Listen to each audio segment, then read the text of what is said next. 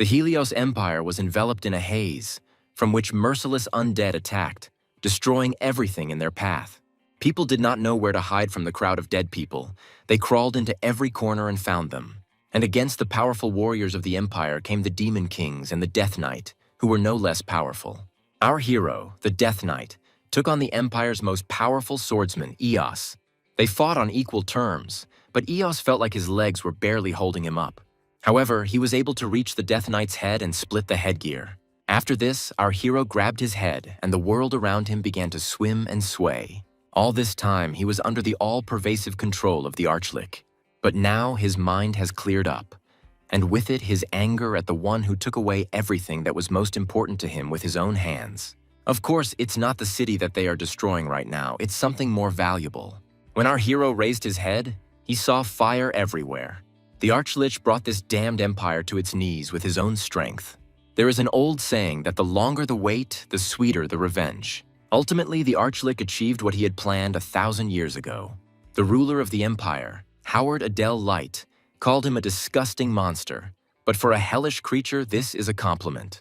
He exterminated the entire people of the Helios Empire, and one can imagine how joyful this moment was for him after so much time. The arch-lich decided it was time to end the chatter and begin the coronation.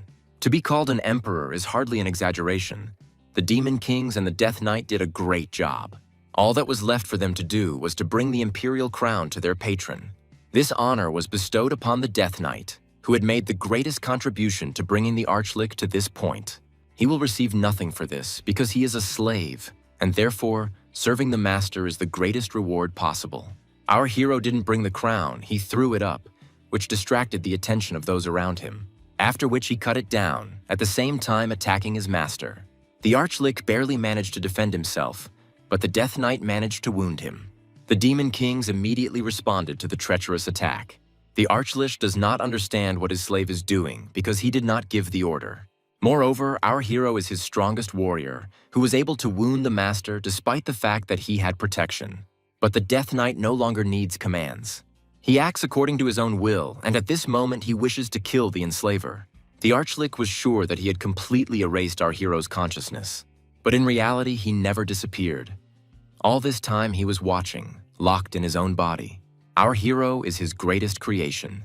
For his achievements, he will only allow him to release his anger this once, until he finds a way to regain control. However, this prospect does not appeal to the Death Knight. He got rid of the Demon Kings with one swing of his sword. In this case, the arch-lich intends to strike back. He summoned from the other world a mountain of corpses of sinners, which crawled towards our hero like zombies. However, they are too weak despite their quantity. The Death Knight destroyed them all at once with his power. The arch-lich saw what a monster, similar to the gods, he had created. Besides, this monster is furious, and it looks like there is no way to negotiate with him. But even if the body is destroyed, he will simply send his soul to another world, and then resume control of the Death Knight. But our hero, locked up all these years, could think of nothing else but killing him. And in order to kill the arch-lich, he created a sword technique that could cut even the soul. He, of course, thought that such technology could not exist.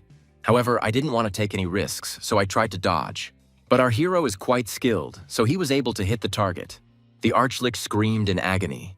The death of his soul was quite spectacular, and when the body fell, the skull rolled across the ground. So the Death Knight sent him back to hell. Howard Adele Light watched the whole scene from the side, not understanding what was happening. Having won, our hero fell to his knees, experiencing joy and bitterness. It was all over. There was only one thing left to do: apologize to his loved ones, even if he can only meet them after death. As a Death Knight, he slaughtered his entire family, for which I must definitely ask them for forgiveness. Our hero committed suicide, hoping to meet his family in the afterlife. As soon as life left his body, he heard the voice of his sister, Louise. He thought he had a chance to see her before he went to hell. The sister reminded that our hero, Damien Haxon, will receive something from his father, but she will support him. However, everything around turned out to be quite real. Besides, Louise looks young, and he clearly remembers how he destroyed the mansion that he saw in front of him with his own hands. Maybe Damien isn't dead and this is just a dream, although it's definitely not a dream. It can't be that the years I spent as a Death Knight were just a dream. He is definitely in the real world. And to find out whether the Death Knight existed, Our hero decided to test his strength. Damien felt the energy in his body that he had learned to control under the arch-lich. And armed with an ordinary stick, he was able to use this energy to destroy the stone. Everything turned out much better than our hero initially expected. This is not a dream. He returned to the past and was given a chance to correct his mistakes and protect his family. Living through this time for the first time, Damien had a special talent for tarnishing the honor of his family. His father was constantly yelling at him. There were always reasons, for example, a commotion in a bar, after which our hero was thrown out of there. Or because he hit the son of the Marquis of Lionbloom, which is why Louise was married to his rude son. This is the second talent, the talent of trampling on the future of one's relatives. The mother cried because Damien had borrowed money using the land belonging to their family as collateral.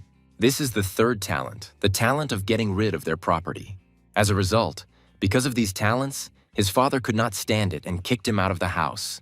He had to do this, although in fact he loves his son very much. The whole family loves him. But our hero brought them a lot of troubles and suffering. Louise wanted Damien to be happy. She was always kind, and even when he left, she gave him money. This made our hero feel ashamed because he had ruined her life. So he couldn't utter a word of farewell. He just grabbed the money and quickly ran away. And on the day he ran away from his family, he understood for the first time what guilt and shame were. But there was nothing I could do to fix it. However, Damien somehow managed to return to the past. He certainly wanted to apologize to his family, but he didn't expect to turn back time.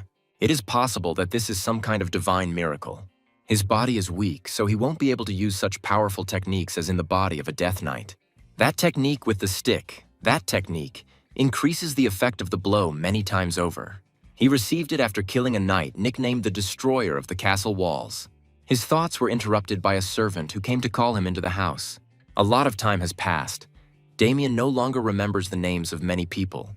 He guessed that his name was Victor, and he guessed correctly. Victor came to find out why Damien was still here because Louise told him to come back. The father is furious, but our hero doesn't even remember what he did. What surprised Victor? But there is no choice. I will have to find out for myself. As soon as Damien crossed the threshold, his father attacked him with a sword. Our hero caused a commotion in the bar and was thrown out. Such an act tarnishes the family's reputation. It was at this moment that Damien returned. His father was so angry that he was ready to cripple the scoundrel, but his mother and sister stopped him. Despite this, our hero is happy to see his family again. He missed them so much that he even burst into tears. However, the father was very surprised to hear that his son was not going to make excuses. This is very unlike him.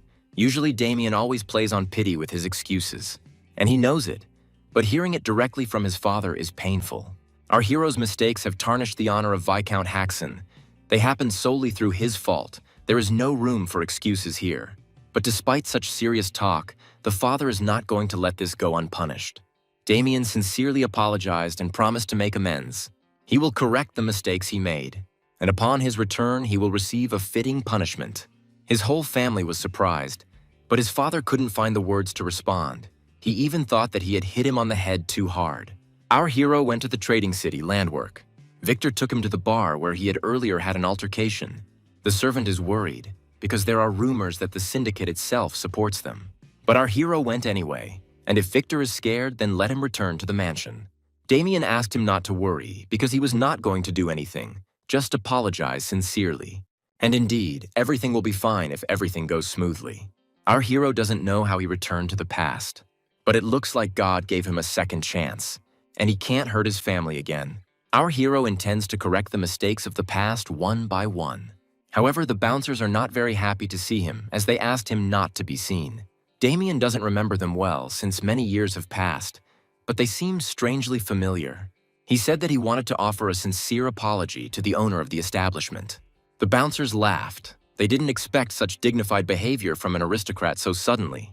Everyone knows that our hero is the eldest son of a lousy family, but it turns out that he is better than they thought. Out of the blue, they started talking about his sister, a rare beauty, and then they started to behave disgustingly, mocking him for suddenly wanting to accept his apology. And in return, they asked me to introduce my sister to them. But our hero couldn't stand it and deftly pulled out a knife. He planned to simply apologize and go home. But it seems he overestimated himself. And for such rudeness and insult to Louise, the punishment cost the bandits much more dearly. Besides, Our hero was even more angry at the insult towards his sister. If they so wish, Damien will show them what the eldest son of the Viscounty Haxon is really like. Victor is in a panic.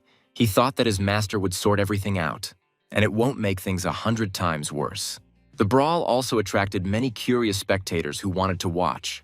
The second bandit began to frighten our hero with his status. No one has ever managed to get away with a conflict with the Black Snake gang. Our hero finally remembered. The Black Snake is an organization that was expanding its influence in landwork around this time. This bar was one of those they had their eye on. When Damien complained about the food being too expensive, he was beaten and mocked in front of the crowd. Remembering this, he realized that they should apologize to him. The bandit won't be soft on Damien just because he's noble. However, he underestimated his enemy too much. Our hero believes that it will not be enough to kill them here and now, but he is still ready to restrain himself for the good of his family. However, he left a serious wound as a memento for the second one. Backup came out into the yard, the rest of the gang members arriving at the bar. At first, they assumed that our hero was a member of another organization, but he denied this, saying that he came to apologize, but realized that they should apologize to him. The bandits considered this rudeness and promised to shake the soul out of him. The leader ordered to take our hero. They all pounced on him at once, but our Damien handled it with ease. This body is weak. Shortness of breath has already appeared. Their leader tried to resolve everything with words and asked for forgiveness. But it's too late to back out. Our hero grabbed it with ease. At this time, there are many people relaxing in the establishment. Damien distracted the drunks with a spectacular appearance. He entered the hall with a hostage, holding a knife to his throat. You should have listened when he asked nicely. The people were so scared that they ran away in panic. And our hero, as if nothing had happened, went inside. The owner of the bar, Anderson Home, came out to him, not understanding where all the security had gone. With a calm face, Damien informed him that he had dealt with them. Anderson was surprised that someone had dealt with the members of the Black Snake, but still decided to find out who was disturbing the order. Our hero demanded that he apologize for the past incident, that he was beaten for making a remark about inflated prices. Because of this, everyone around him considers Damien an alcoholic and a troublemaker. Besides, such rumors affect his entire family, who has lost too much. However, Anderson noted that Viscounty Haxon no longer had any honor to lose. He doesn't intend to apologize after this speech and asks our hero to pay for disturbing the order in his bar. If he had simply asked for forgiveness, Damien would have forgiven him. Well, if he wants to play differently, then so be it. He will also pay for what he said. It turned out that Anderson had another security guard. He is quite strong and was able to stop our hero's blow. Damien felt a special energy. Anderson thanked Sir Ted for arriving on time. Our hero doubts that such a person should work in such a place. Okay, the Black Snake gang, but the knight definitely shouldn't be here. Knights follow the path of martial arts their entire lives and are assigned ranks based on their skill level. Official knights are people with exceptional talent who can freely use aura, cleave mountains with one blow, and cut fortress walls like paper. This is why Anderson feels safe. After all, he is protected by the apprentice knight Ted, who is very close to the boss of the Black Snake. He thinks that our hero should already consider himself dead. This explains the weak aura that Damien felt earlier, although Ted himself is surprised because he didn't even materialize it. Now Damien understands why such a person works in such a place. He was probably thrown out because he wasn't talented enough to be promoted to the rank of official knight. Ted was so angry that even the discussion of the price for his murder was postponed until later. First of all, he wants to tear this chatty mouth apart. It seemed to him that he could win with the first blow because our hero's reaction seemed slow. However, at the very last moment, he deftly dodged. For an apprentice knight, Ted was quite skilled. His movements were wide and his strikes were very accurate. Damien is almost at his limit. With a body like this, he can't give it his all. During training, he should focus on strengthening his endurance. In anger, Ted decides to deliver his best blow. Feeling the power of the aura, our hero realized that the blow would be really good. This is some kind of secret technique. You need to respond with the appropriate technique. As a Death Knight, Damien encountered the legendary assassin, the master of the Death Blade, the Phantom Assassin. He was a maniacal person and found joy in killing people. Or, it would now be more correct to say, it will be in the near future. Our hero met him and fought him one-on-one. Although the Phantom Assassin did not want to kill all worthy opponents at once, he wanted to prolong the fun. He can see that most of the human body is made up of water. As soon as such a level is reached, this master can cut a human body even with a wooden sword. The Phantom Assassin believes he has won, and Damien should have left when he let him go. The Death Knight's body is capable of regenerating even when it is split in half. After all, this is not a human body, but an undead one. In addition, the Death Knight possesses the power of the Greedy, which is capable of absorbing other people's techniques. And then he immediately put the acquired knowledge into practice. The Phantom Assassin was pleasantly surprised to meet a stronger opponent, but immediately said goodbye to his life. Damien used the same technique on Ted. It was always like this. Our hero's enemies could never believe what killed them. After becoming a Death Knight, Damien gained a unique ability. But Anderson is terrified, because there is no one left to protect him. He decided to beg and apologize, to accept all conditions just to survive. In the end, our hero received the apologies he came for from everyone, including the beaten gang members, and including financial consolation, as compensation for the insult and inconvenience. Since their family was constantly losing money because of their eldest son, it would be great to bring this money home. Our hero called Victor to come inside and pack everything. He is horrified, surprised, and happy at the same time. If I hadn't seen it with my own eyes, I would never have believed what happened. Moreover, Victor doesn't understand when Damien managed to learn such sword techniques. The servant had never seen so much money in his life. But Anderson intends to take back everything that our hero took from him later, after talking with the boss of the Black Snake. However, Damien decided to keep something as a memento, because of the money he almost forgot about the punishment. Our hero asked Anderson to convey a message to the Black Snake, that if they laid a finger on his family, he would never let it go. Although Anderson was scared, he still went to the boss, hoping for his influence. After all, such a bully cannot be invincible. He is sure that the Black Snake boss will find a way to put Damien in his place. Our hero is fully aware that this will not wash away his past sins. But in his new life, he will try not to disappoint his family anymore. That same evening, at the house of the Marquis of Lionbloom, Erwin Lionbloom spins in front of the mirror and tells his brother that love is always followed by pain. But he doesn't understand what he's talking about. He makes statements like he's about to go into battle. But this is not the case. Erwin is determined to find love. The next morning in Vi County, Haxon, Victor, and Damien returned home from the city with a huge amount of loot. Our hero hasn't slept this well in a long time. But Victor envies him because he was so worried that he couldn't sleep for a second. Damien certainly deviated a little from the original goal, but they got a big reward. And most importantly, rumors will soon begin to spread about how one daredevil got involved with Haxon's eldest son and was routed. And then no one will treat their family lightly anymore, and his bad reputation might also change a little. All this is of course good, but Victor is worried about the Black Snake, and besides them, Damien even beat up some knight apprentice. No matter how brave the bandits were, they would not dare attack a noble family, and even if they did, our hero would stop them. Even from the perspective of an ordinary servant, our hero's swordsmanship seems far from ordinary. Damien declined and said he was just training occasionally, and so the father found out that his son had returned and ran to him as fast as he could, preparing for the worst. It's become a habit. If Damien is absent all day, it means that unflattering rumors will soon reach us. He grabbed him by the shoulders and asked him not to say that he had caused trouble again. However, I was pleasantly surprised to hear that our hero had sorted everything out. And besides, he brought home a lot of money. Among the coins, there is also a deed to the land, and now his parents will be able to pay off their wage arrears. Damien said that he returned to the bar from which he was thrown out and cleared up the misunderstanding. And as an apology, he received a reward from the bar owner, although his father still doesn't fully believe it. Our hero asked Victor to tell his father that all his words were true. And in general, without going into details, that's how it was. But no one heard Victor's hesitant denial. His young master is obviously a pathological liar. After Damien tested his body in a real fight, he decided to start training. The most important thing is jogging to increase his endurance. His body is too slow and weak. He has a lot to do, but in this state, it is impossible. But he was still lucky enough to get something that would help him develop faster. This is a tonic created by the Alchemy Academy to increase stamina and energy. Damien had already heard of a group of alchemists who specialized in creating tonics. Such tonics are sold at the same price as precious stones. After drinking the bottle, our hero felt how powerful this thing was. He must return to the same level he had in his past life. In just a few years, the undead created by the arch-lich will come to this world. the very same bastard that our hero hates with all his heart. During this time, Damien wants to gain strength and kill him before something bad happens. Only then will he be able to protect the happiness of his family, and this time he will definitely finish off Dorgo.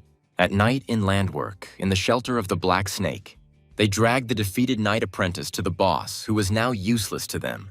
It's a shame because he's the best they ever hired.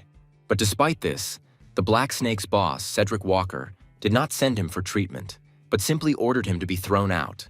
He believes that there is no point in treating the wounded. After all, they can buy anyone if they pay enough. The knight struggled to his feet as he heard how everything had turned out. Cedric was surprised that he could stand on his feet. He even offered treatment and possible continuation of cooperation. But Ted doesn't need such partners, because if it happens that he gets wounded again, he knows for sure that he will be abandoned. So, with the last of his strength, he decided to try to wound the son of a bitch, sending him to hell. However, he did not succeed. His legs were bound by binding magic. And then she entangled his entire body. A powerful magician came out to them and offered to make Ted the first target of the recently concluded contract. Cedric Walker decided that this was a good chance to evaluate the abilities of the new warrior.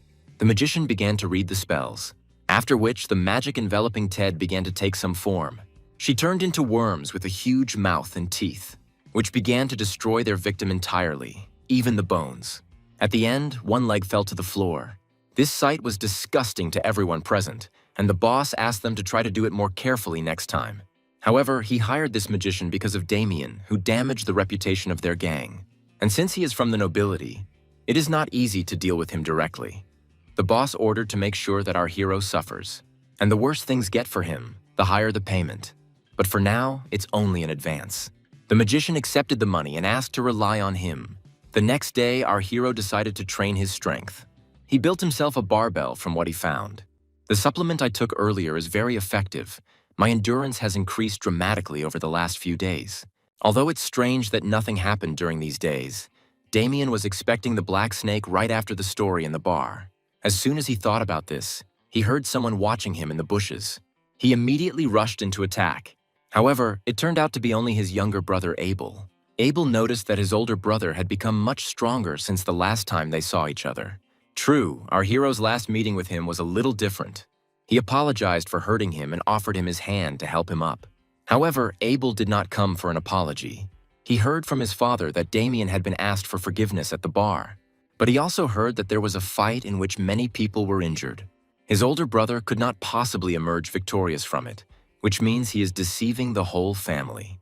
Damien corrected him, because it was true that he emerged victorious. Abel doesn't believe him, because he doesn't even know how to fight. He probably hired someone. But in any case, he told Damien not to do anything that would reflect badly on their family. After all, they tried very hard to correct his mistakes. Abel was always diligent and wanted only the best for his family. But now he doesn't have to worry because nothing bad will happen anymore.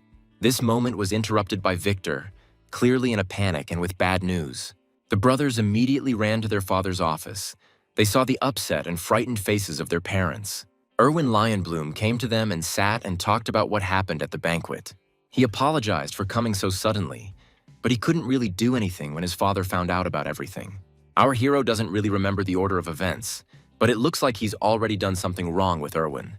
At the banquet, Erwin insulted him, and Damien, being tipsy, reacted sharply to this. Moreover, he insulted not only him, but also disgraced his sister and denied it in front of everyone. Then he provoked Damien even more by whispering nasty things in his ear so that those around him couldn't hear. At that moment, our hero should not have given in to his provocations. But it already happened. He hit him hard in the face, and Erwin was glad, because this is exactly what he was trying to achieve. It was strange that a man close to becoming a knight would allow himself to be beaten. He always admired Louise, and everything that happened was part of his plan. Erwin came to their house to ask for her hand from Paul Osborne Hoxon. History repeats itself. In his past life, he took advantage of the fact that their family was not rich. If Paul agrees to give up his daughter, the problem that has arisen will remain at the family level. But after receiving a refusal, Erwin became angry, because how could the Haxon family cope with the anger of his family? He offers to make a choice, pay the price for his insult or choose him as Louise's fiancé. Lionbloom, one of the most powerful noble families in the kingdom. But Paul can't let that bastard take his daughter. However, Louise entered the room and gave her consent. She was ready to marry a man she did not love for the sake of the well-being of the family. She was always too kind and sacrificial. Her parents tried to dissuade her and wait until they found another way out. They asked not to sacrifice themselves to correct Damien's mistakes. But it hurts our hero to watch her ruin her life because of him again. A sly smile had already spread across Erwin's face. He decided that he had achieved his goal. He called her a wise girl and warned that he would soon send an official request. Our hero, experiencing colossal anger, stood between Erwin and Louise. After all, this funny bastard ruined his sister's life and was going to do it again. The first thing Damien said, few people could make out, so Erwin asked him to say it again so he could hear. But he only received an uppercut. Our hero shouldn't have given in to his provocation for the sake of his sister and family. But he can't just stand there silently. In his past life, when the maid announced that Lady Louise and Sir Erwin's carriage had arrived, Damien happily ran towards it. It was their first visit in a long time, and he missed her very much. However, when he wanted to enter the room, he saw a terrible picture. Erwin beat Louise because she whined about the house, and when they arrived, she told them about her future plans. In this bastard's opinion, she has no right to say that she will leave after she sold out her permanent family, and yet he still dared to call her his love. Erwin intended to educate her properly so that she would never dare to say anything like that again. And our hero watched all this in horror, standing behind the door. However, he was weak then, and he also blamed himself for her being taken away. This hatred has remained for years, but now he has the opportunity to fight back. And in this life, he will not allow that terrible story to be repeated. The knights guarding Erwin immediately came running to the noise. They were confused when they saw the second young gentleman lying on the floor. Now their swords are pointed at our hero. But Erwin himself stood up. He was angry that Damien dared to hit him in the face, and not once, but twice. The parents don't know what to do anymore, and Erwin suggested that our hero must really want to die. The security asked him to calm down, as people were watching and they would deal with it themselves. It's their job to deal with such rude bastards. But because they butted in, Erwin sent the one who talked the most flying. After all, it was his order to step aside. He asked Damien again how he intended to resolve the situation. Louise decided that Erwin would not leave her brother alone, so she tried to stop him. But our hero asked her to stay put and stop sacrificing herself. Our hero offered to fight a duel. If Erwin wins, he will do everything as he says. But if Damien wins, his opponent will have to forget about everything that happened. However, Erwin decided that these conditions were not beneficial for him, since Louise had already agreed to marry him. And our hero dared him, joking that he was afraid of losing. Erwin is confident in his abilities, and decided that this is an excellent chance to leave Damien crippled and take his sister. They all went out into the yard to have a duel. His parents hope that their son is so confident because he has planned something, and it would be better if that is the case. But Abel doesn't believe in Damien, because Erwin is already supposedly at the level of an official knight. Our hero further infuriated his opponent by saying that a fork would be enough to win against him. At first, he didn't understand what kind of strange joke this was. The Haxon family has already mentally lost everything they have. Once his confusion had passed, Erwin laughed out loud. Deciding that Damien had gone crazy with fear, he rushed at him. I'm not going to be lenient. However, our hero easily dodged his powerful blow. In this case, Erwin intends to use a technique that covers a wider radius. And the name of this technique is the Sword of a Fierce Roaring Lion. Our hero easily dodged these multiple attacks that flew at him like a whirlwind. This dexterity put Erwin in a difficult position. Damien was stunned by his opponent, thanks to his training over the past few days, and in a perfect analysis of the ball's art in the Lion Bloom family. Before the regression, he managed to fight with his brother Michael, and Erwin is much weaker in strength than his older brother. The enemy is furious. He is sure that Damien was lucky enough to dodge, but the next attack will be even stronger. Our hero was able to assess the situation, feeling Erwin's aura, and he chose the most suitable technique for this situation, the Holy Sword technique. True, he used this technique with just a fork, which made Erwin look like an idiot in front of everyone. And after Damien threw his sword aside, he went on the attack. He stuck a fork into his neck, but not too deeply, so as not to kill, but only to confirm the victory. Abel and Louise didn't expect this from their older brother, and their parents were shocked too. And Erwin's self-confidence is shattered. Our hero would of course like to kill him, but even killing him dozens of times for what he did would not be enough. Besides, It's better to stop this time for the good of the family. The winner has been determined. Now, as promised, Erwin must get out of their territory.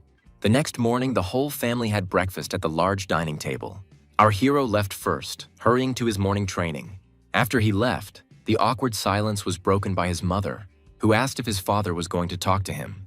Abel still can't believe that his older brother, who was as weak as he was, suddenly acquired such strength. But Paul asked everyone to be quiet and not to pressure Damien with questions. He would tell him himself when the time came. In fact, he himself is terribly interested, but something tells him that it's better not to pester his son with questions. Before training, our hero put on 10-kilogram weights. And when he was about to leave, Louise came up to him to talk about what happened yesterday. She hadn't had time to say anything yet, but he immediately apologized for acting recklessly and putting her in a difficult position. He should have apologized in advance and will do everything to ensure that something like this never happens again. But that's not why she came. Louise is very grateful to him that he prevented her from accepting the offer. In fact, she was very scared, even though she said that she would go with Erwin, but her heart told her otherwise. Damien stood up for her. She was sorry, but at the same time she was very happy. That's why she wanted to thank him. Our hero believes that it is not she who should thank him, but the other way around. And the father also asked to give him the sword, the one and only favorite thing of the father. The head of the family is not very good at expressing his feelings, but he loves his eldest son very much. He also asked Louise to tell Damien that he was the Viscount's son and therefore should never use a fork instead of a sword again. That night, when everyone had already gone to bed, black magic approached their house. She crept up unnoticed and entangled the guards, after which she put them to sleep. Then the magician himself showed his face, having easily entered their family's territory. He walked into the part of the house where the bedrooms were located, and his attention was drawn to the beautiful Louise. The magician came at the request of the Black Snake, but luck unexpectedly smiled on him. However, our hero had been waiting for someone from that gang to appear for a long time, so he didn't miss his appearance even at night. Feeling a strange energy coming from this room, he immediately stood up to see what kind of stranger dared to enter the house. The mage's magic was supposed to put everyone to sleep, so he's surprised it didn't work on Damien. And besides, he didn't even notice the presence of our hero until he got so close. Confused and frightened, the mage tried to attack Damien, but he easily dodged it and demanded that the stranger tell him who he was and what he had done to his sister. The servants heard a noise from the room of young Mrs. Louise. Realizing that the servants had woken up, the magician decided that it would be bad for him if a crowd gathered. That's why he quickly ran away, and our hero didn't have time to do anything. However, this is not a problem for him. He felt this energy, a trace left by dark magic. In the morning, the grooms found a dead horse, which was valuable property. They were scared, because how could they tell the master that a horse that had been completely healthy before had died? Our hero scared them by appearing from behind, and it was not for nothing that he had a bad feeling. He asked them not to panic. Damien only came to check something and was not going to blame anyone. A trace of the energy he lost last night was found in the stable with the dead horse, and there is no doubt that this sinister energy is definitely dark mana. He did not tell his family about what happened so as not to worry them, but he himself intends to track down the dark magician. The trail led him to a cave hidden in the forest thicket, inside which is the lair of a dark magician who thinks that the boss of the Black Snake is too stupid to seriously give him everything he asked for. The magician told him that a list of specific ingredients was needed for the curse, but this was a lie. Now he will be able to conduct his experiments at any time. However, he is upset that he takes on low-grade tasks to earn a little change. But there was no other choice, considering that the church was already on his tail. So he would have to lie low for a while. But then he smelled a strange stench. This is why old people cannot live locked up alone. The dark magician saw in front of him the eldest son of Viscount Haxon, whom he had already met the previous night. He heard Damien recklessly confront the Black Snake and believes he is nothing more than a reckless boy. The magician blabbed that he was hired by the Black Snake. They wanted him to cause as much harm as possible to the entire Haxon family. Damien took pity on him, took on this kind of work, and now he will die. But the magician is confident that if he captures our hero and tortures him, he will make an excellent entertainment animal. This will not happen, and Damien also made a vow to himself that in this life he will not kill anyone unless it is absolutely necessary. There is one exception, however, and that is the dirty dark magicians, like the man across from me. If our hero knows so much, then he is definitely not an ordinary guy. But the magician is confident in his spells, which have helped him defeat a strong opponent many times. Our hero didn't say anything else. He simply rushed forward, dodging all attacks. The dark magician was completely unable to follow his quick movements. Damien managed to cut it into 2 pieces, but his body is being reassembled. This is the same ability that our hero saw in the mansion. He's quite strong for someone who takes on such a crappy job. The magician himself laughs, because such blows are not capable of inflicting wounds on him. But in that case, Damien intends to cut him until there is nothing left of him. Our hero began to poke him with his sword endlessly, as if dispersing smoke. The magician appreciated his abilities, and it was not without reason that rumors about him had spread in recent days. But, in his opinion, as soon as our hero entered this cave, he signed his own death warrant. He enchanted every corner here to prevent persecution of the church. Damien realizes that things have become very dangerous. The enemy said that our hero would regret crossing Yulan's officer's path, and his whole body will rot to the ground. Our hero was entangled in magic like a cocoon. The magician already felt victory, believing that the arrogant boy had shortened his life. Most likely, this fate suits the conditions of the Black Snake boss, and now that Damien will not interfere, he will meet with Louise. However, he rejoiced too soon. Our hero remained unharmed. This can only mean that he knows a lot about black magic. Damien doesn't show it, but he's just as stunned as his opponent. The power, also known as the authority of God, remained within him. It was received when he was still a Death Knight. The arch-lich gifted him with the strongest body and filled him with the most powerful magic. But he was not completely satisfied, as he wanted his knight to be the most powerful sword and evil he possessed. Therefore, he considered it his duty to grant him this power as well. In order to turn it into an absolute weapon, he placed a piece of his soul into our hero, and they merged. However, the result surprised him greatly. After all, at the same time, he also revealed the potential of the Death Knight, who showed incredible power. This is precisely the power that the arch-lich desired to master. Finally, he waited for this day. With this power of God, he will be able to conquer the entire continent. Our hero thought that during the regression he lost this power. But it's her, there's no doubt about it. The dark mage has absolutely no idea how the enemy was able to survive his spell. However, Damien does not plan to reveal his cards. And by the way, the dark magician called himself an officer of Yulan. Our hero had heard about them somehow. It is an organization that specializes in assassinations using dark magic. So it's no surprise that the enemy is so capable. The dark magician understands that the longer this drags on, the worse the situation he finds himself in. He kept one card up his sleeve in case of an encounter with the church, but apparently, he can't do without it now. A powerful aura enveloped the enemy. He became an order of magnitude stronger and received a considerable amount of dark mana. There must definitely be an artifact that stores mana hidden in his bracelet. According to the magician, it no longer matters how Damien managed to cope with his spell. He certainly won't be able to cope with this and will burn in hellfire. Our hero was touched by hellfire, which burns forever, even after death. However, the dark magician seriously misunderstood something. Damien's power of the greedy does not cancel out magic. It completely absorbs all dark mana. The enemy is amazed. He does not understand how someone like our hero can wield such terrifying power. He will not know the answer to his questions. But what really angers our hero is that he must use the power given to him by the one he hates most. However, in order to kill the one standing in front of him now, he has no choice but to use the Death Knight technique. The dark mage saw the aura surrounding Damien's sword, a sword technique that only those who have reached the level of a master can use.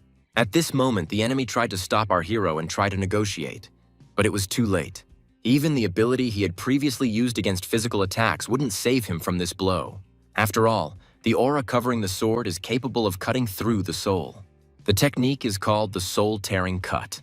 Before the dark magician died, our hero managed to find out the approximate location of the Black Snake's refuge. Arriving at Landwork, Damien sent Victor on an important mission while he headed to the Black Snake's boss, Cedric.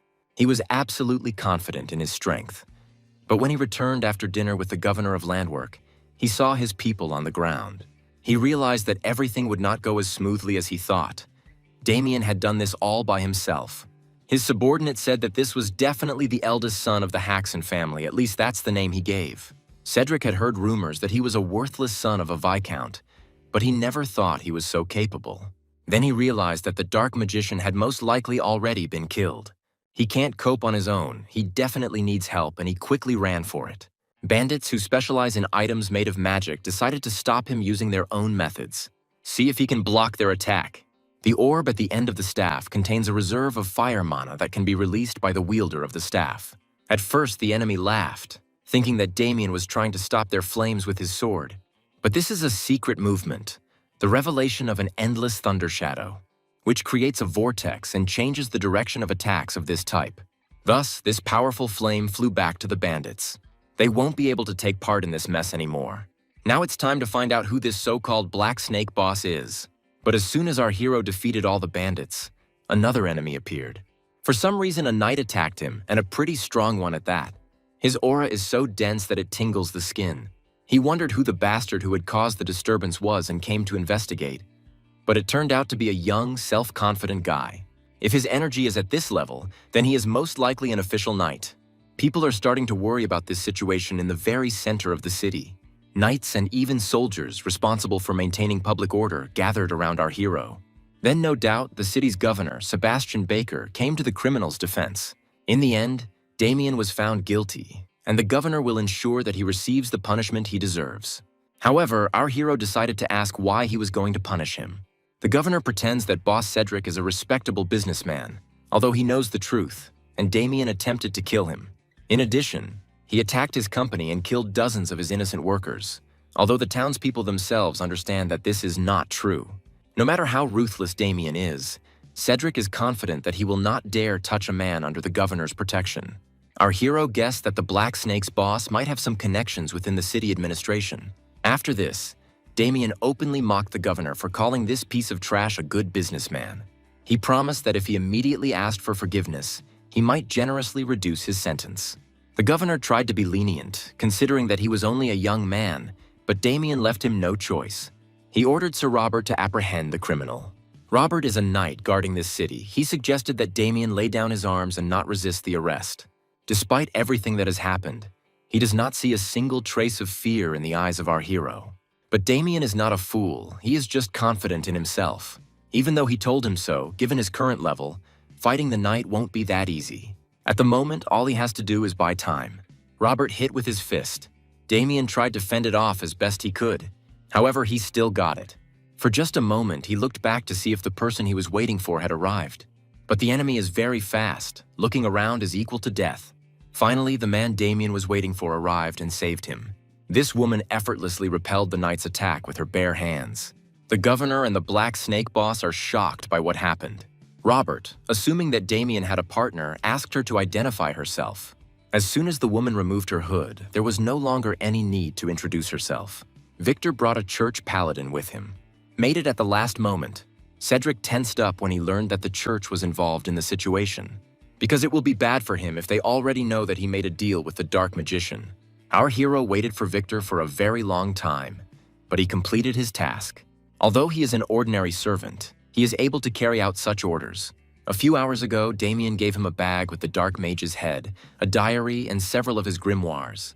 Victor, with all this, ran to the holy church where Agnes met him. He told her that his master had asked her to quickly hand over the bag with the head and the grimoires to the church. This is some kind of proof that someone is working with a dark magician. She became interested and asked to show her what he brought. The energy is weak, but it is definitely dark magic. And in the corner, Agnes noticed Yulan's sign. She grabbed the bag, hoping to see there the head of the magician the whole church was looking for. Without feeling the slightest bit of disgust, she pulled the tail.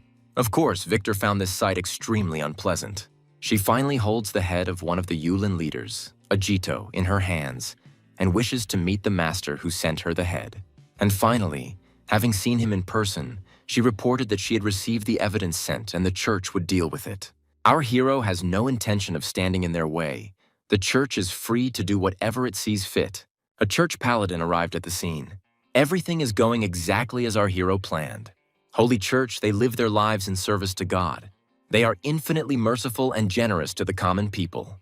But when it comes to heretics and demons, they will not hesitate for a second and will throw their souls into the sacred flame. The vanguard of this church is made up of paladins. And the most important thing is that these paladins are now on Damien's side. Agnes made an announcement to the city's residents and soldiers. that the church received a report of a man who had made a contract with a wanted dark mage and was located in their city. And while they are looking for those involved, the church will become the head of the city. The governor immediately began to protest because the city had received permission for self-government, and he, the king's viceroy, was here. However, the eradication of heretics is the will of God. The power of the church stands above the power of the kingdom. In addition, Viceroy Sebastian and his knight are the main suspects. The governor immediately began to deny any connection with the dark magician. In fact, he really didn't know anything. But Cedric hid and supported the dark wizard. The mere protection of such a person is enough to raise suspicions. He continues to deny his guilt. But to his misfortune, Agito kept a diary that contained all the evidence of their contract. There are records of how Cedric Walker bought things for the dark wizard. Each item is described. They will know whether it is a lie or not as soon as they compare what is written in the diary with the records of the stores. Cedric continues to deny it, but it doesn't matter. They will find out everything during the investigation. In the meantime, the suspects will be sent to prison to await a decision. All this happened in the very center of the city, in front of the people. Never mind the Black Snake boss. The governor and his knights' reputations are already ruined. Sebastian realized that Damien had planned all of this from the start, which is why he stood so bravely until the very end. He is also scared because he doesn't know what these fanatics will do to him, and Cedric decided to egg Robert on, hinting that he was allowing himself to be insulted like that. But even without this, the knight is thinking about his next step. Allowing yourself to be captured is the path to imminent death. So he'd better kill them all and disappear. Watching this picture, our hero understands that Robert is making a huge mistake. After all, to stand against a paladin of such a level is the path to imminent death. Without a second's hesitation, Agnes finished off the heretic. After all, anyone who disobeys the will of God will be punished. The Black Snake boss fell to his knees, realizing that he had no chance of getting out. Viceroy Sebastian continues to shout about his status. Damien and Victor, speaking loudly, deliberately discuss the Black Snake's boss, who, contrary to rumors, appears to be a non-entity. And Cedric still can't believe that because of such a puppy he ended up in such a situation. The paladin came as a difficult person. Judging by her holy power, there is a high probability that she is a student of the Azure Flame. Brigantine, the most powerful man in the church, one of the 5 great saints. He is famous for executing a large number of heretics. It is difficult for Agnes to fully express her gratitude for the work she did to eliminate Officer Yulan. For this act, the church acknowledges the fact of assistance and will not accuse Damien of anything. He pretended that they completely understood what she was talking about. But she had long since understood perfectly well that he had called the church to cover his attack on the Black Snake. It's better not to joke with the church, Damien apologized and said that the dark magician tried to harm his family. Agnes sympathized with him, but she hadn't planned to do anything with him in the first place. And given the circumstances, she cannot hold him accountable. Also, the reward for Agito's head will be paid soon. 1,000 gold pieces are set for it. For this money, you can buy a small castle. But Damien wanted to ask the church for something else. He would like to learn one of the mana cultivation techniques belonging to the church. This seemed strange to her, because our hero is strong enough to defeat an entire gang on his own. But after the battle with the dark magician, he fully realized that he was lucky to win due to another force, but to defeat an even stronger enemy in the future. To reach an even higher level, he definitely needs the mana training techniques used by knights, techniques more advanced than what he had studied. He has only studied basic techniques and is asking for a reward of this kind to master something more complex. Agnes can already feel the significant mana flowing inside his body, and if he is not lying, then he has an extremely outstanding talent. He also has the determination to get rid of heretics without hesitation. She decided to offer him a much better alternative, to become a paladin of the church. Without thinking at all, our hero immediately refused. Victor noticed that his master had brought such a strong man to the ground with just one word. However, becoming a paladin is the greatest honor bestowed by God, allowing one to punish evil in his name. It's a very difficult position to achieve, but Damien never had an ounce of faith. And more importantly, he has no interest in living in the church like a dog. But this reason cannot be stated. Something else must be invented. Damien said that he is not yet worthy of the love of God himself. For now, he wishes to travel the world, exploring the ways of the Lord as his humble follower. Such holy words revived Agnes's ears. She will fulfill his request to provide mana cultivation technique in exchange for monetary rebirth. But if he suddenly changes his mind about joining the Paladins, she will gladly meet him in the church. Agnes introduced herself as the first student of the Azure Flame. It is a great honor to meet such a woman. Damien asked her to let him do one more thing in this place. The Black Snake boss looked up at our hero as he approached him. He thought that this brat would want to squeeze some information out of him that he needed. But it looks like his last act is to beat up a fat guy. He's so fat it looks like Damien is punching a pillow. But despite this, he kicked him heartily. Agnes and Victor watched this with bewilderment. Now our hero is completely satisfied with the result. Victor asked the gentleman if this story was over, but who knows. Meanwhile, Marquisate Lionbloom, the Marquis of the Apple Kingdom, Holland, burst into his youngest son's room. He trembles under the blanket for a long time like a frightened kitten. He told him how one bastard tried to kill him. First he said he pointed a knife, then he changed it to a fork. For Holland, it's a horrific sight, his cheerful child shaking in terror. The Marquis ordered the guards accompanying him to tell in detail what had happened and who had done it. They immediately blurted out that it was Damien from the Viscountcy of Haxon. Since he doesn't believe in the presence of such a force in their family, he decided that our hero had used some kind of cunning trick. He ordered people to be sent to their mansion and dragged Damien Haxon to him like a dog. Our hero's parents were surprised by unexpected guests. A paladin from the Holy Church came to them. The father was angry that his son had created problems behind his back and had even brought fanatics into their house. Our hero allowed them to stay for a while the investigation was underway in the Dark Magician's lair. Paul tried to send them away, saying that there was no room in their small house. But upon seeing the gift, he immediately changed his mind. Agnes thanked Damien again for allowing their group to operate here. But in fact, when she asked for another request, Damien himself did not expect that they would come to his house. This investigation is very important to them, but she wants to ask for something else. The request was to possess Damien. Of course she meant his joining the church, but the parents understood this in their own way and already came up with all sorts of things. Agnes gave him the mana cultivation manual he requested, selected specifically for our hero. There are 2 books. One manual contains sword techniques. It would be wrong to give a cultivation manual without the corresponding sword techniques. Damien doesn't really need sword techniques, but it wouldn't hurt to have them. He never encountered those manuals in his past life. Agnes noted that it was very difficult to obtain them, since there were many dissenters from the church.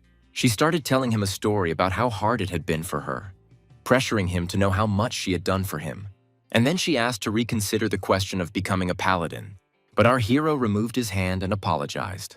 She understands, but again reminded him that if he changes his decision, then he should not doubt and come to her. As our hero thought, she is a 100% fanatic. Her obsession is something else. A little later, church ministers went to investigate the cave. The first thing they decided to do was rummage through the Dark Magician's things. One of them started talking about how suspicious everything was. Ajito is a high-ranking member of Yulan who has escaped persecution from the church numerous times. Sure, he's part of a cursed school, which means he's weaker in direct combat, but such a powerful mage died at the hands of a local nobleman. The second one also asked a similar question, but what they could do, Lady Agnes did not say a word about it. Therefore, I asked my partner not to worry. Now I need to focus on the investigation. Lady Agnes came up from behind and said that they could trust Damien Haxon completely. She understands the source of their doubts, but he did not lie, although they still cannot understand how he managed to kill Ajitha. She reminded them that they had already heard him do it. Our hero told them that he simply dodged and cut off his head, but his subordinates don't believe that he seriously just dodged and accidentally killed the magician. The day Victor brought the severed head, even she doubted Damien's abilities, so she kept her distance, observing from afar instead of directly interrogating. He single-handedly fought against dozens of mercenaries without receiving a single scratch and completely overpowered them. But what surprised her most was that he reflected a fireball, or, in other words, a magic spell. Her subordinates were very surprised to hear this. Agnes had heard that those who had reached the level of a swordmaster were able to block all types of attacks, including magical ones. She doesn't claim that he is a swordmaster, but he is obviously an outstanding warrior. So she believed the story about Ajito's murder. Although her main reason for coming here was to pursue Yulan, in truth, she also wanted to take Damien along with her on the journey. For him to meet her teacher, he could become a valuable asset to the church. So she asked her colleagues to put aside their doubts and focus on the investigation. Meanwhile, more guests arrived at the Viscountcy of Haxon.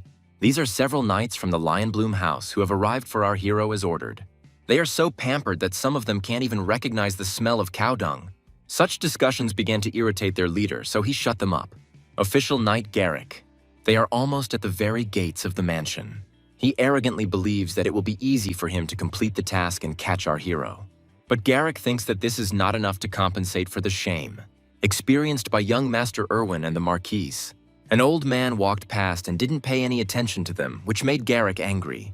Hearing in response that he was a resident of the Viscountcy of Haxon, he immediately cut off the old man's head. After all, in his opinion, an ordinary citizen does not dare to pass by without bowing his head upon seeing the Lionbloom family coat of arms. And the knight apprentices sitting behind thought that this was too much, because the old man was blind, but they did not dare to say it out loud. Afterwards, Garrick looked at them and said that he had a brilliant idea. When they get to the Haxon family mansion, they'll drag that bastard Damien out of there. And then, right in front of him, they will finish off everyone who catches their eye. Due to a collapse at the crime scene, church officials were unable to gather sufficient evidence. Agnes reassured them, saying it was okay. They had done a good job anyway. On their way back to the Viscountcy of Haxon, they met Damien. He studied the materials on mana cultivation from a book the church provided him, and Agnes was amazed by what she saw. The destructive energy technique she gave him should be a cultivation method, allowing those who have reached the highest level to absorb the surrounding mana. But it's incredible to reach the peak in just a few hours. Opening his eyes, our hero saw their admiring glances and learned that they had already completed their investigation in the cave. She certainly wasn't exaggerating when she said that this book was hard to get. In his past life, Damien was a sword master, so the sword technique had no value to him. But this cultivation method was extremely useful. The destructive energy technique was created to compensate for the heavy mana consumption of the destructive sword technique. Thanks to this, it allows you to accumulate mana faster than other techniques, and even temporarily attract external mana. It was time for dinner, and Agnes suggested they go back together. But suddenly our hero felt a strong thirst for blood. The saboteur arrived. Damien has urgent business, so he will go first. The diagnosis asked me to return at my own pace, after which he ran home as fast as he could. Church officials praised its incredible speed while using little mana. Therefore, they understand that he controls mana with extraordinary precision. Agnes is very curious about how far Damien Haxon's limit is. At this time, Victor gets his fill from the Knights of Marquise Lionbloom's students. Once again, an innocent man is suffering because of Damien. Victor simply did not listen to their orders to bring our hero. However, the servant does not intend to betray his master and allow the uninvited guests to harm him. The servants, seeing what was happening, called the head of the family to sort things out. He asked them to stop immediately. The knights greeted him with glee. The first thing Paul did was run to Victor to check if he was okay. It's terrible that knights can attack a civilian like that. Garrick replied that it was nothing compared to what their family did to the Lionbloom family. He announced that Marquise Lionbloom demands that Damien Haxon be brought to him. If they give it away calmly, the earth will not be harmed. Paul is convinced that Garrick is definitely lying, and even if he gives them his son, they will turn their house into a sea of flames. Therefore, he declared that he would never hand over his son to these scoundrels. Garrick ordered his men to destroy everything around until Damien himself came out. Paul's cries for them to stop were completely ignored, but our hero made it in time. Even his own father was frightened by the strong aura surrounding him. The night students were unable to immediately assess the situation and were about to attack. But then they noticed that something was happening to their bodies. They couldn't even move. Our hero approached his father and Victor to find out if they were okay. The servant's bruised and swollen face made Damien very angry. If Victor had not been born with a strong body, he would have died from such a beating. And in that case, he would have beaten all three of them to death on the spot, so you could say they were lucky. Garrick heard talk that our hero was brave enough to challenge the Marquise. However, I am convinced that he feels very confident because he defeated the nobleman using a pathetic trick. Garrick ordered his men to break Damien's legs and force him to kneel before him. Our hero just wanted to release the accumulated mana that he had collected during cultivation training and test new destructive energy techniques. So it was quite convenient that the ideal targets came to him on their own. He will be able to try out his techniques on them at a new level. Lavender took off. The second one flew away after that, without being able to land a single blow. Having fully experienced the power of Damien Haxon, Garrick did not expect that his knight students would lose so shamefully. Victor gave him a thumbs up, meaning that everything was fine and that his master's powers were great. Our hero realized that his servant turned out to be quite interesting. Garrick realized that his master Erwin was not a victim of cheap tricks. However, he still doesn't understand why a scoundrel like Damien has these skills. But he will never know this, because our hero is not in the mood for conversation. This sight and the answers led the knight to a conclusion. He said that the man in front of him was not actually Damien Haxon. Paul and Victor were surprised by such a statement, but our hero called it nonsense. The knight believes that this is a trap set by the attack dogs to stop the Lionbloom family from prospering. And Damien is not real, most likely an imposter who was hired to defeat the young master Erwin, thereby humiliating the good name and causing harm to the Lionbloom family. Our hero called Garrick stupid, even worse than he thought. One of the student knights was so frightened by what was happening that he decided to pretend to be unconscious. Paul and Victor supported Damien, rooting for his victory. Garrick intends to fight our hero one-on-one. Damien seems skillful to him, but the knight is about to interrupt his luck. He will do this in half a step as soon as our hero enters his range. Then Garrick will cut him in half in the blink of an eye. However, as soon as his sword approached Damien, he stopped it with his sword.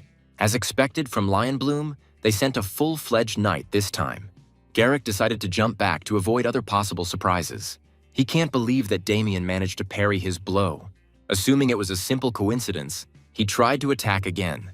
But our hero simply brushed him off, even calling him slow. Now it's his turn to lunge.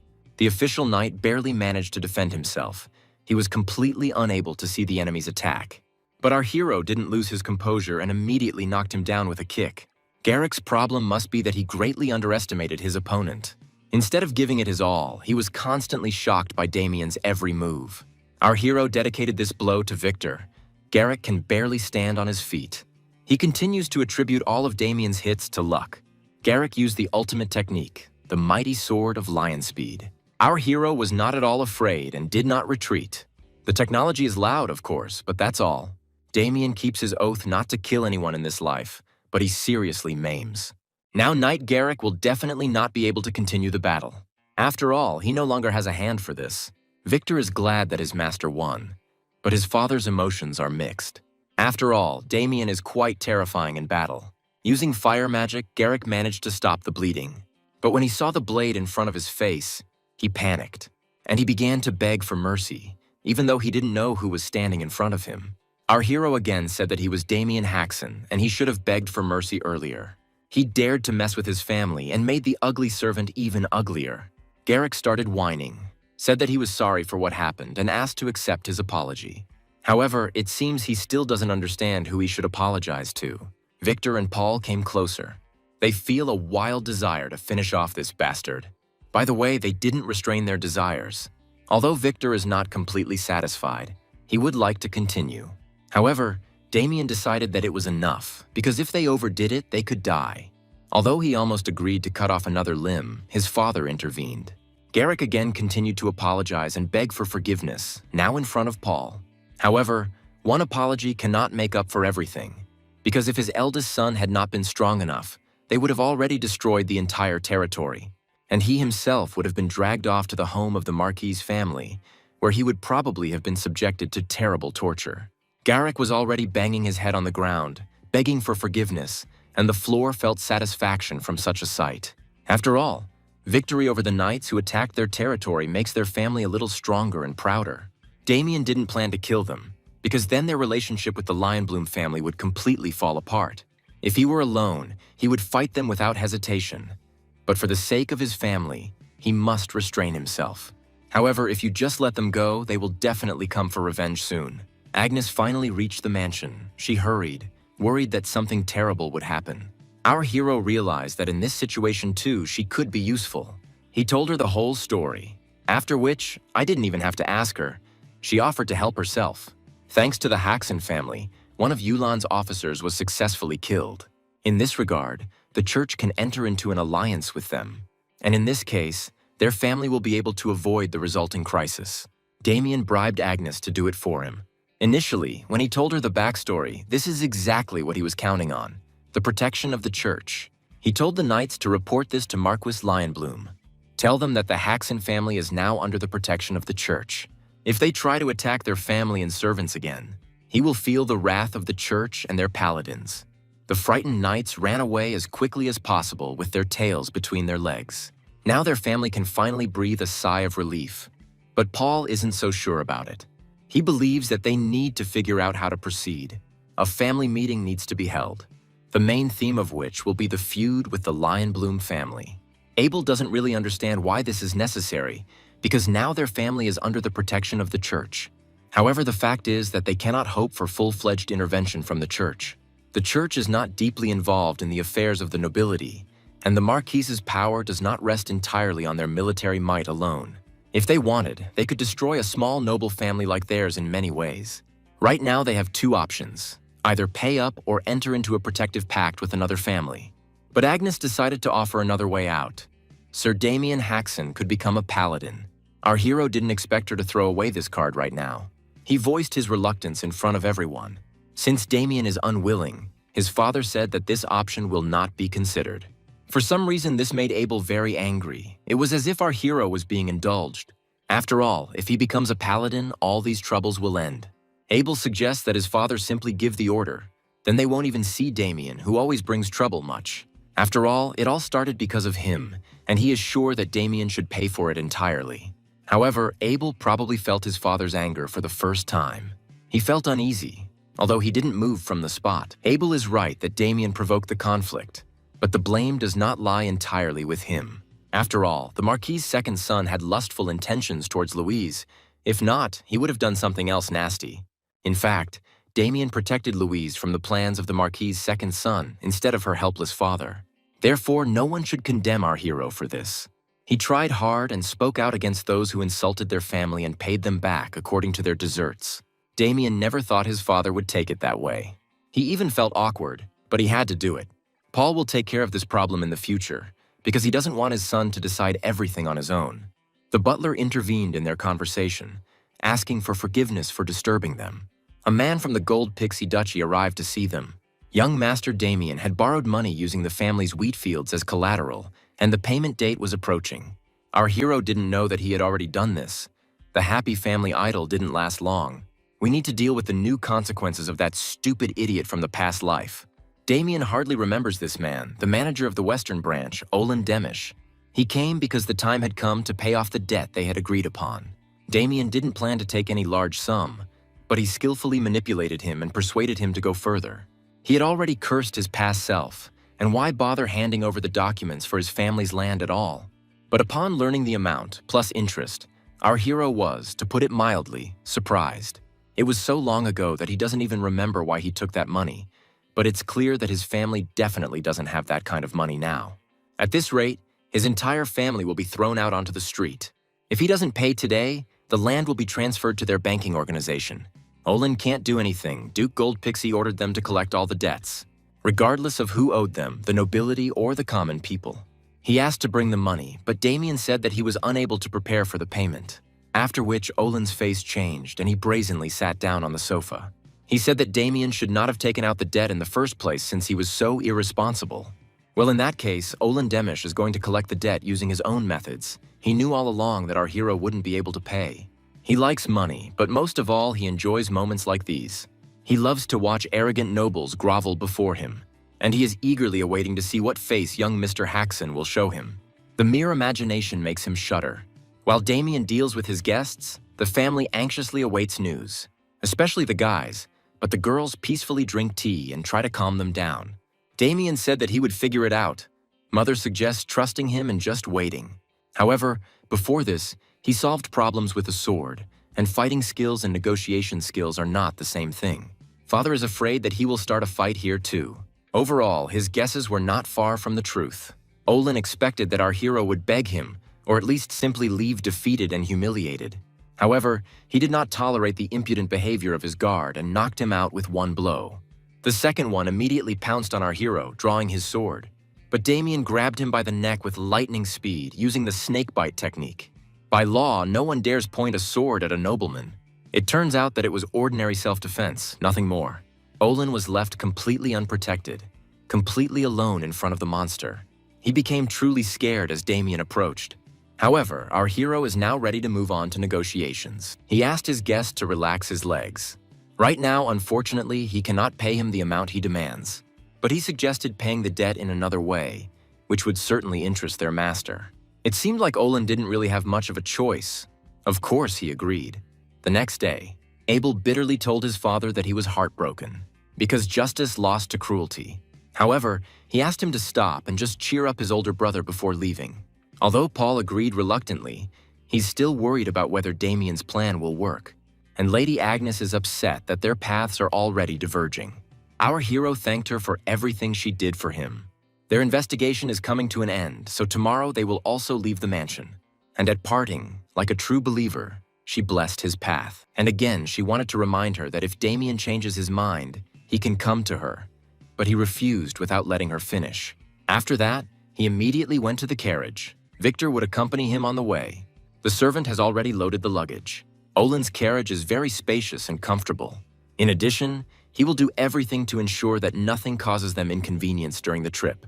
Damien liked the mood. He was so energetic when he suggested we have lobster for lunch. Victor closed the carriage doors, as the time had already come. And then he told the coachman to get going. The carriage headed to the Gold Pixie family's house to meet with Duke Adam Gold Pixie, owner of credit institutions. Even the gates of this house look majestic. Without a doubt, the home of one of the richest families in the entire kingdom. Their mansion can easily compare to a royal one. If the meeting goes well, Damien will not forget about Olin's help. However, he is angry with him because our hero forced him to work more like a dog than a servant. He really hopes that Damien's plan will work and he will die. Our hero said goodbye to Victor and went to the meeting. The Duke of the Apple Kingdom, Adam Gold Pixie, has already heard about the notorious troublemaker from the Haxon family.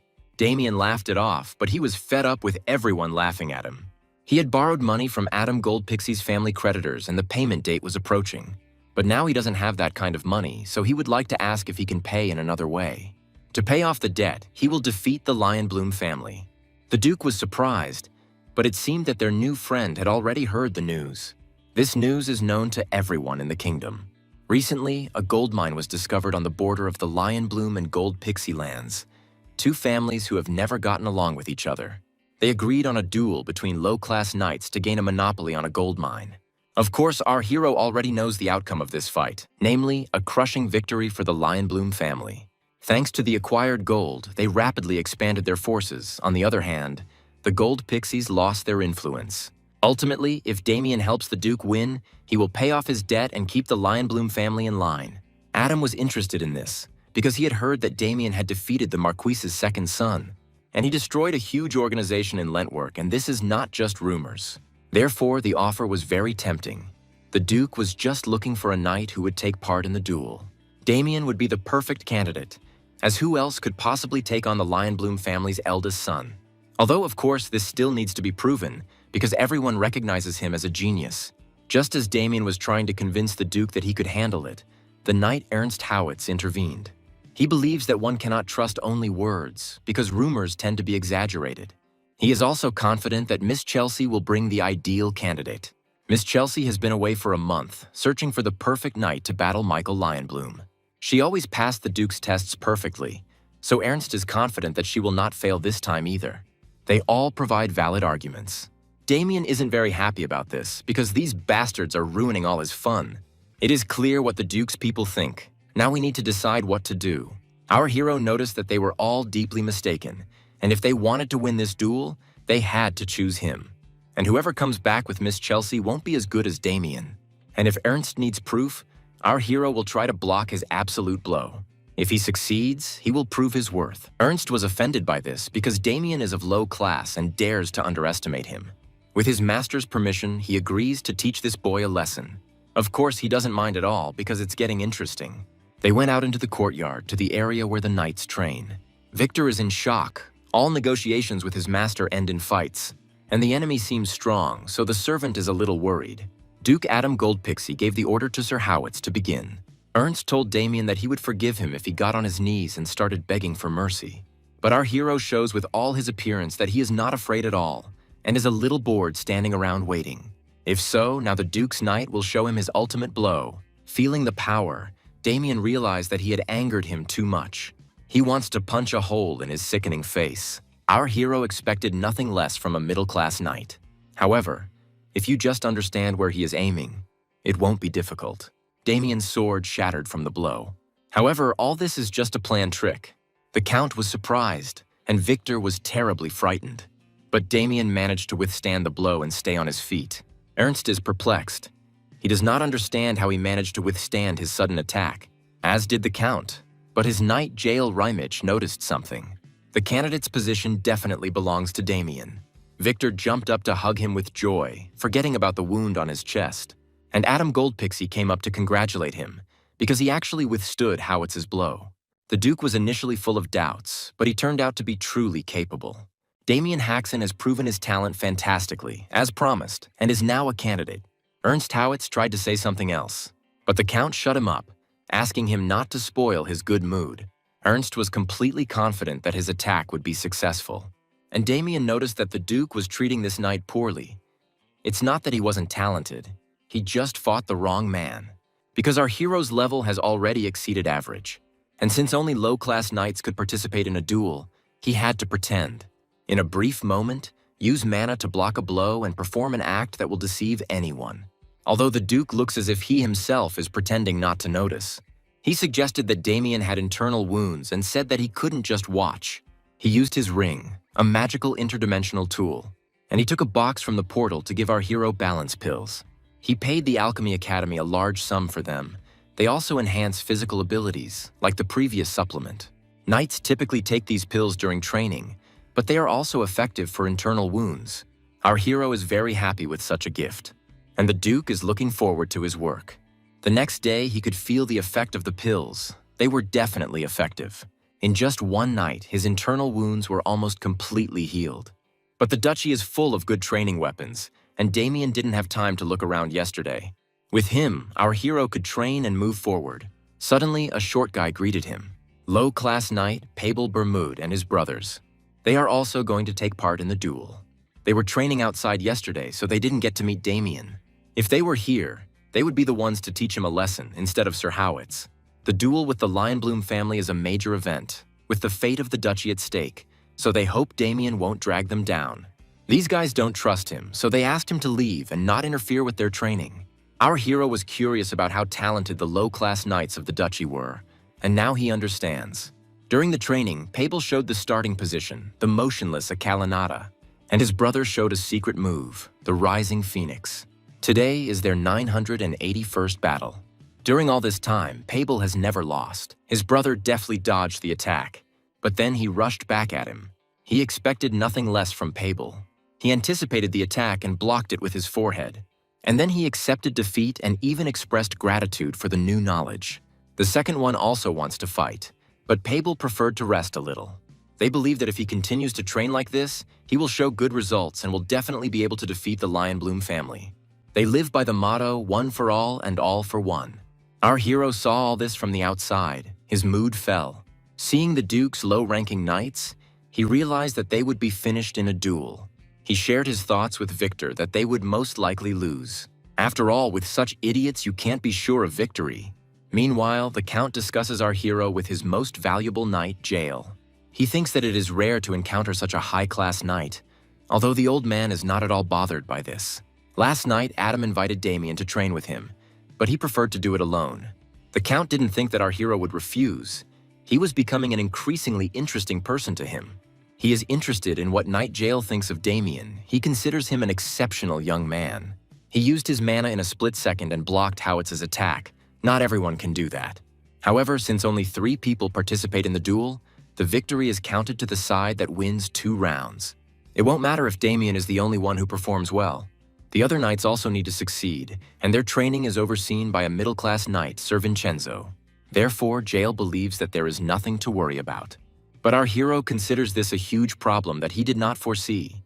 Not only are they stupid, but they are also in terrible physical shape, and they only boast about their skills, which they don't have. With this level of skill, there is no doubt that they will lose, so Damien will have to intervene. If he wants to get rid of the debt, he'll have to do something about these idiots. Our hero suggested that they spar. Pavel decided that Damien had thrown down the gauntlet after seeing them in action. So the first one volunteered, but our hero had in mind a sparring match against all 3 of them at once. He suggested that they attack him simultaneously. These low-ranking knights decided that they were facing an arrogant fool. Although it goes against the knight's code, he greatly angered them with his prejudiced attitude. However, before they even noticed, they found themselves lying on the floor. We didn't even have time to understand how it all happened, because Damien is very fast. Pabel came to the creation first and saw the brothers nearby. Our hero called him pathetic as he thought. Pabel remembers how they attacked him together, but after that, everything is a blur. He begins to remember that Damien easily dodged all the fists, after which he quickly knocked out his brothers and then set his sights on Pabel himself. He tried his best to reach the target, but Damien brushed him aside like a mosquito. Experiencing severe pain, he immediately lost consciousness. He couldn't even imagine that our hero, who had a certain fame, would be so strong. Monster, take down 3 without even breaking a sweat. Afterwards, Damien asked who trained these idiots. Pabel said that their teacher was Sir Sebastian Vincenzo, a knight of the middle class. Our hero would suggest that they stop training under his command, but he does not want to ignite a conflict. So he told them to come back after training with Vincenzo. From that day on, they would spar with Damien every day. Pabel suggested that if Sir Vincenzo saw bruises on them, he would suspect something was wrong. But our hero promised that no matter how hard he hit them, there wouldn't be a scratch left on their bodies. And really, if you think about it, even after he just beat them up, they are physically fine. This is possible because our hero had previously studied a special way of beating people. Once upon a time, there lived a man who wandered the continent and retrained criminals. He was known as a character transformer. His method was simple. He would beat people for an hour straight, and if that didn't work, he would double the duration. According to legend, the longest time he beat a person was 512 hours. During this process, the character transformer began to feel pity for his bloodied victims. Then he thought about how to beat a person without endangering his life, and so he created the technique of the invisible strike. This is what Damien used on those idiots. This secret art that causes severe pain but leaves no marks. He hoped that now they realized how weak and useless they were. But Damien has a whole month before the duel, during which time he will turn them into useful insects. The guys were surprised by this. It's time for them all to get back to training now. But the Duke's assistant came running. For some reason, he was looking for Damien. Adam Goldpixie calls him to his office. The Duke's daughter, Lady Chelsea Goldpixie, has returned home. Ernst is glad that she returned safe and sound. A month passed, and she found a knight worthy of fighting in a duel. This is the low-class knight Guillermo Blackwing. Others had heard of him as a famous mercenary. He participated in the War of the Kingdom of Aclaypan and killed almost all the low-class knights. Rumor has it that no low-class person can defeat him. Guillermo earned his title during the war through brutal acts that only a wild beast could commit. He swore allegiance to Chelsea and also promised to take part in the duel. She is confident that he will definitely be able to defeat Michael Lionbloom. The other knights also believe that this is true. In their opinion, Guillermo has already achieved perfection. This is good news, but the Duke is having a difficult time making a decision. He still hasn't presented his candidate to Chelsea. The first candidate for the duel, Sir Damien Haxon. She didn't immediately understand what exactly her father meant. After all, she asked him to wait for her, although he didn't say that he would. Then she suggested simply changing the representative. She thinks that there is nothing to think about here, since she herself has never heard of Damien. In her opinion, it is obvious that Sir Guillermo should be chosen, instead of some unknown knight. Of course, Sir Guillermo is a renowned knight, but Sir Damien is strong enough to block Howitz's ultimate blow.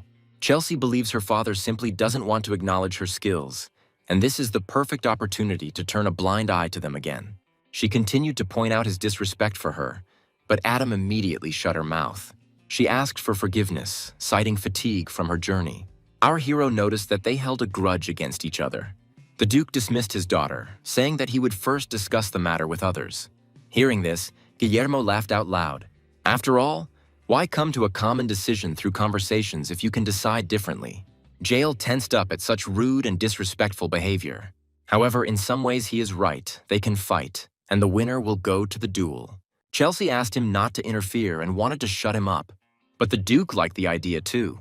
The strongest must go to the duel, that is true. But Damien said that it is not necessary to resort to fighting.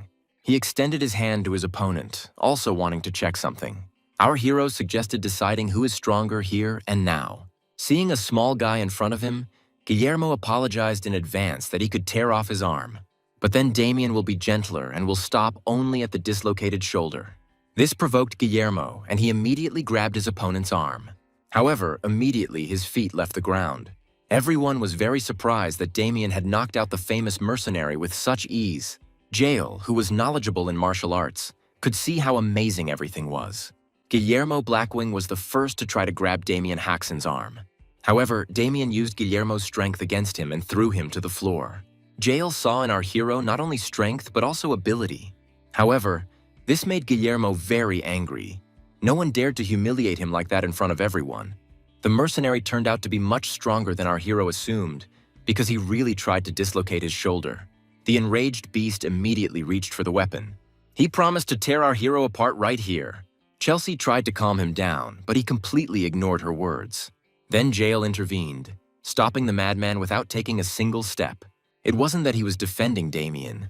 It was just that no one had the right to brandish a weapon in the presence of the Count. Yahello's aura causes very strong pressure. He did not rise to the highest class through empty merits. He would only turn a blind eye to such a thing once, taking into account the honor of Lady Chelsea. However, it is important to keep in mind that there will be no second chance. When Yahello laid down his arms, Guillermo fell to his knees, exhausted. There was a slight commotion. It would be better if Sir Damien retained his position as candidate. Ernst is convinced that it was an unfair fight. He excused Sir Guillermo by the loss of strength caused by the trip. Besides, he is a knight who uses weapons. He cannot be judged in a fistfight. Chelsea took up the idea, trying to force an official duel between her knight and Damien. The Duke asked her to stop insisting, but she didn't listen and continued. Then Adam got angry and asked her to stop bragging about her incompetence. Then she got scared and suddenly shut up, and also apologized for her rudeness. Our hero stopped their argument. He asked the Duke's permission to accept the offer of a duel. Adam Goldpixie was curious, so he didn't interfere. Victor doesn't understand why his master is constantly asking for trouble. Our hero asked not to bother him with questions. He has his own reasons for everything. On the street, they came across the forge that the Duke had mentioned earlier. Since Damien's sword was broken in the fight against Sir Howitz, the Duke asked the blacksmith for a new one. Our hero could have defeated a scoundrel like Guillermo with a simple wooden sword, but there is no reason to reject the Duke's kindness. The blacksmith had been warned of Damien's arrival, so there were no problems. He led them to the weapons. Even Victor, who had nothing to do with fighting, became interested in seeing the arsenal. All the weapons looked simply amazing, and Victor might find something for himself too. Our hero saw a very familiar sword among all the others. It was custom-made for a knight who once worked for a duke. Due to an urgent matter, he had to leave his service in a hurry before the work was completed, so the sword remained lying there. That knight gave up a single ringing steel to create the ball. The shape of this sword is similar to any weapon of the master called the musical swordsman. The blacksmith was surprised that Damien chose him, despite the fact that he knew what the single ringing steel was. Unlike regular rare metals that increase mana, the one ringing steel has a unique temperament that pushes out mana and causes waves. The knight who ordered it called this sword the Sword of 1,000 Li. Li is a unit of distance measurement, equivalent in modern times to 500 meters. Then a girl dressed as a maid approached them. Make sure Damien finds a weapon to his liking. Her name is Rebecca and she serves Lady Chelsea. Her lady has requested a meeting with Damien if he would be willing to give her some of his time. Our hero is not sure that he has anything to discuss with her, but the maid continued to persuade and try to appease him. Although Rebecca speaks without touching the essence, Damien would like to make sure of something, so he decided to agree. He asked the maid to take him to her mistress. They came to a restaurant run by Lady Chelsea herself. Reservations are required here, and only those in the know can visit. Today, the entire restaurant is empty so that Damien can visit it. She walked him to the door and stopped, saying that Chelsea was waiting for him inside. He looked inside, wondering what she would offer him, but then I felt a familiar aroma. The girl poured wine, saying that our hero arrived a little late, after which she asked him to sit down quickly and be more patient. Why don't they just talk while they wait for their food? Damien didn't agree because he doesn't like to waste time. If so, then she has no choice. Chelsea has only one request. She wants our hero to step back from his position as a representative. Considering that if Guillermo takes up his axe, then someone like Damien is nothing in comparison. She said that she was asking for this because she wanted to preserve his strength while preparing for the duel with the Marquis's family. After all, it would be very unpleasant if our hero gets injured due to a senseless fight. If Damien agrees, Lady Chelsea will fulfill all his wishes, but she doesn't know what he wants. It seems to her that the village aristocrats obviously want money, fame, and such things. Judges others thoughtlessly, quite arrogant. The Duke will be able to give more, but she believes it will be better to attract the goodwill of the future Duchess in advance. Looking at the hourglass, she brings her speech to an end. As soon as the last grain of sand fell, Lady Chelsea ordered Damien to go to her father and resign his position. Our hero smiled maliciously and refused. Lady Chelsea did not expect this at all because everything was not supposed to go this way. She was surprised that Damien was not affected by the enchanting aroma. An enchanting scent, it is a type of dark magic, inspiring false affection to manipulate people. Having retained the knowledge of dark magic from his past life, Damien sensed it the moment he entered the room. Usually this concentration is enough to turn any person into a slave within an hour, but the power of greedy Damien completely absorbed her. Although he decided to play along and find out what went wrong, Lady Chelsea immediately began to make excuses and look for words to get out of it.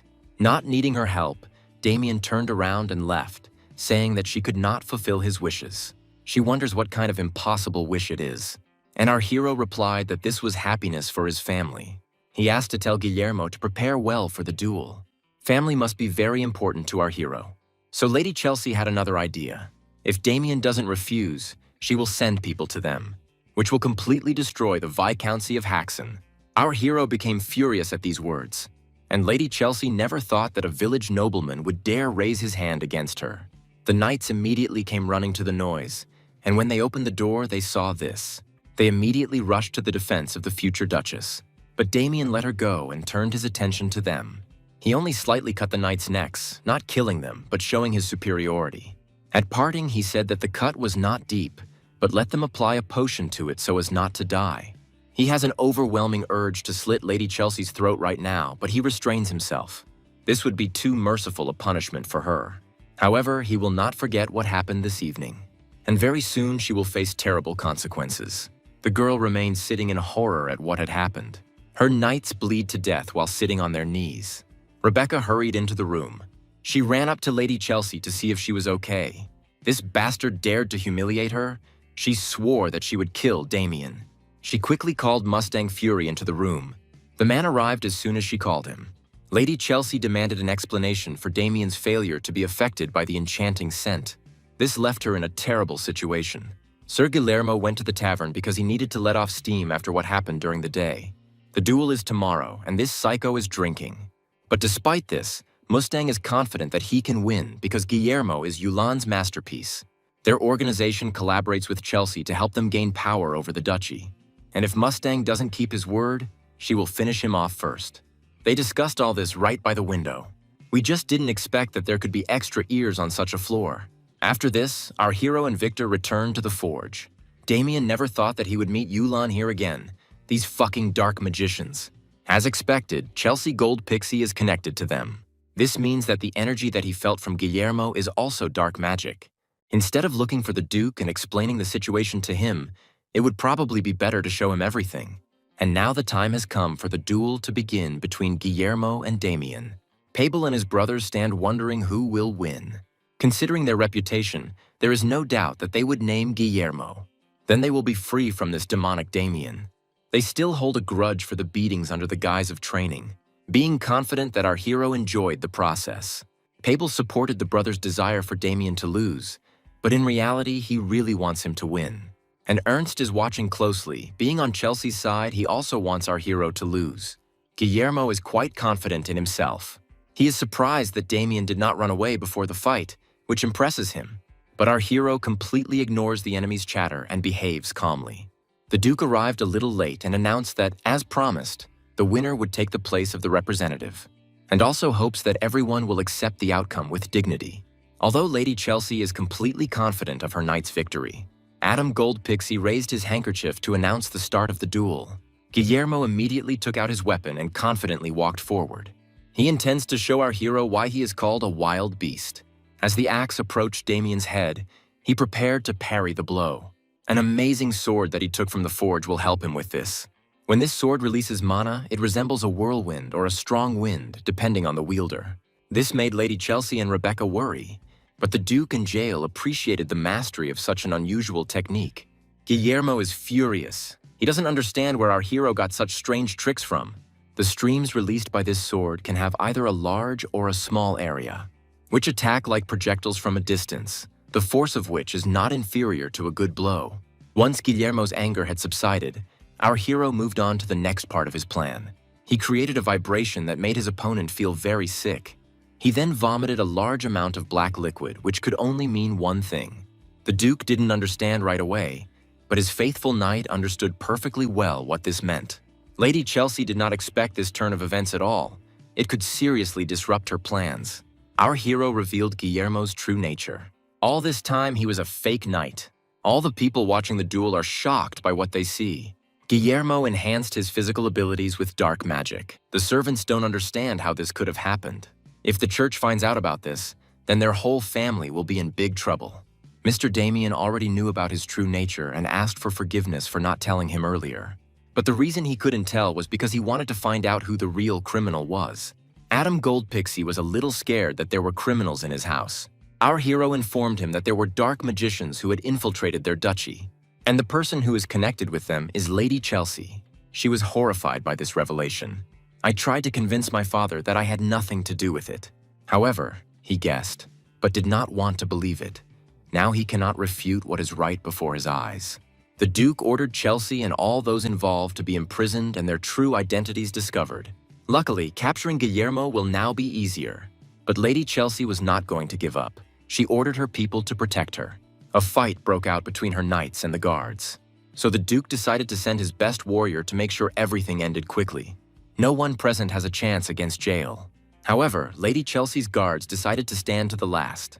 But having felt such a high level, they realized that they had nothing to oppose. They promised to at least hold everyone here for a little while until their mistress found a way to escape. Seeing the disobedience, Yahello decided to draw his sword. Chelsea itself almost came under his blow. She raised her head and saw that her guard was still standing. But then they fell apart in half right before her eyes. At that moment, she felt a wild horror. There is no way she can hide from Yahello. Seeing Ernst, she began to beg him for help. He has known her since childhood and has warm feelings for her. Therefore, he could not stand aside and blocked Yahello's path. As a knight of the middle class, Ernst Howitz contributed significantly to the growth of the ducal court, and Adam Goldpixie values him highly. However, if he defends Lady Chelsea, Yahello will execute him on the spot.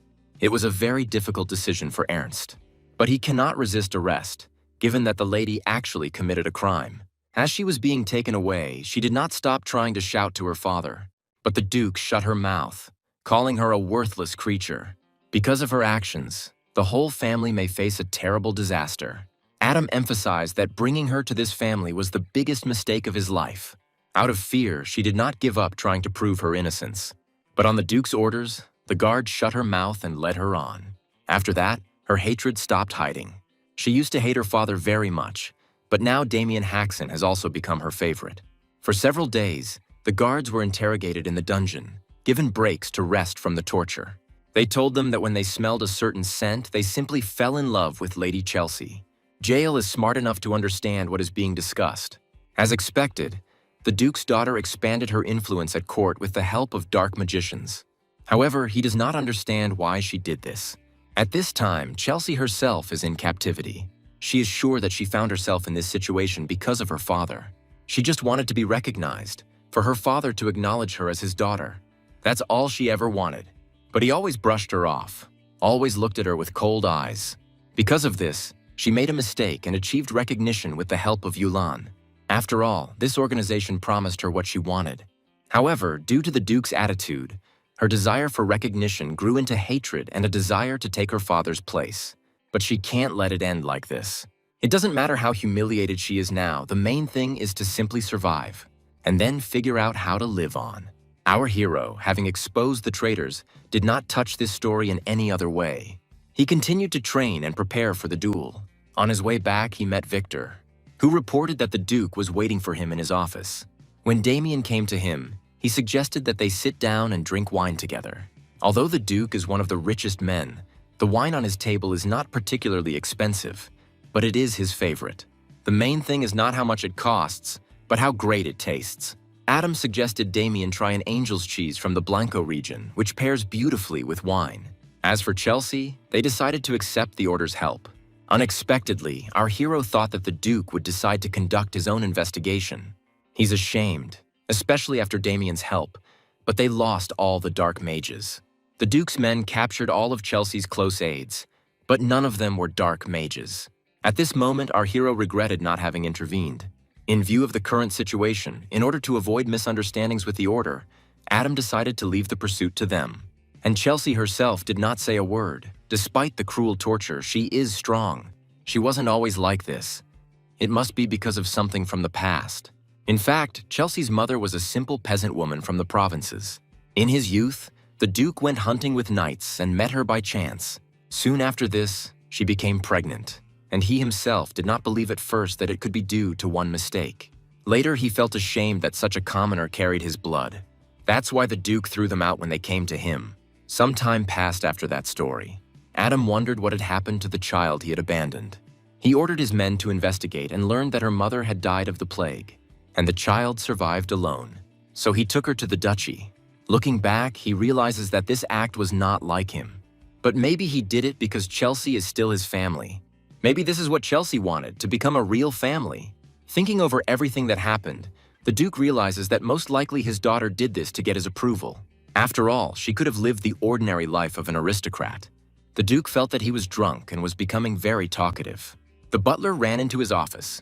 Something terrible happened. The butler reported that Lady Chelsea had hanged herself. The guards found her hanging in her cell, after which the Duke himself saw it. A few days later, Victor scolded his master for his behavior, because he had asked Damien many times to separate his underwear when he sent it to the wash. I don't give a damn about the person who has to clean it all up. As he passed the Duke's office, Damien noticed him standing by the window. It's been 4 days since Chelsea Goldpixie's death. Given the circumstances, her death was ruled a suicide.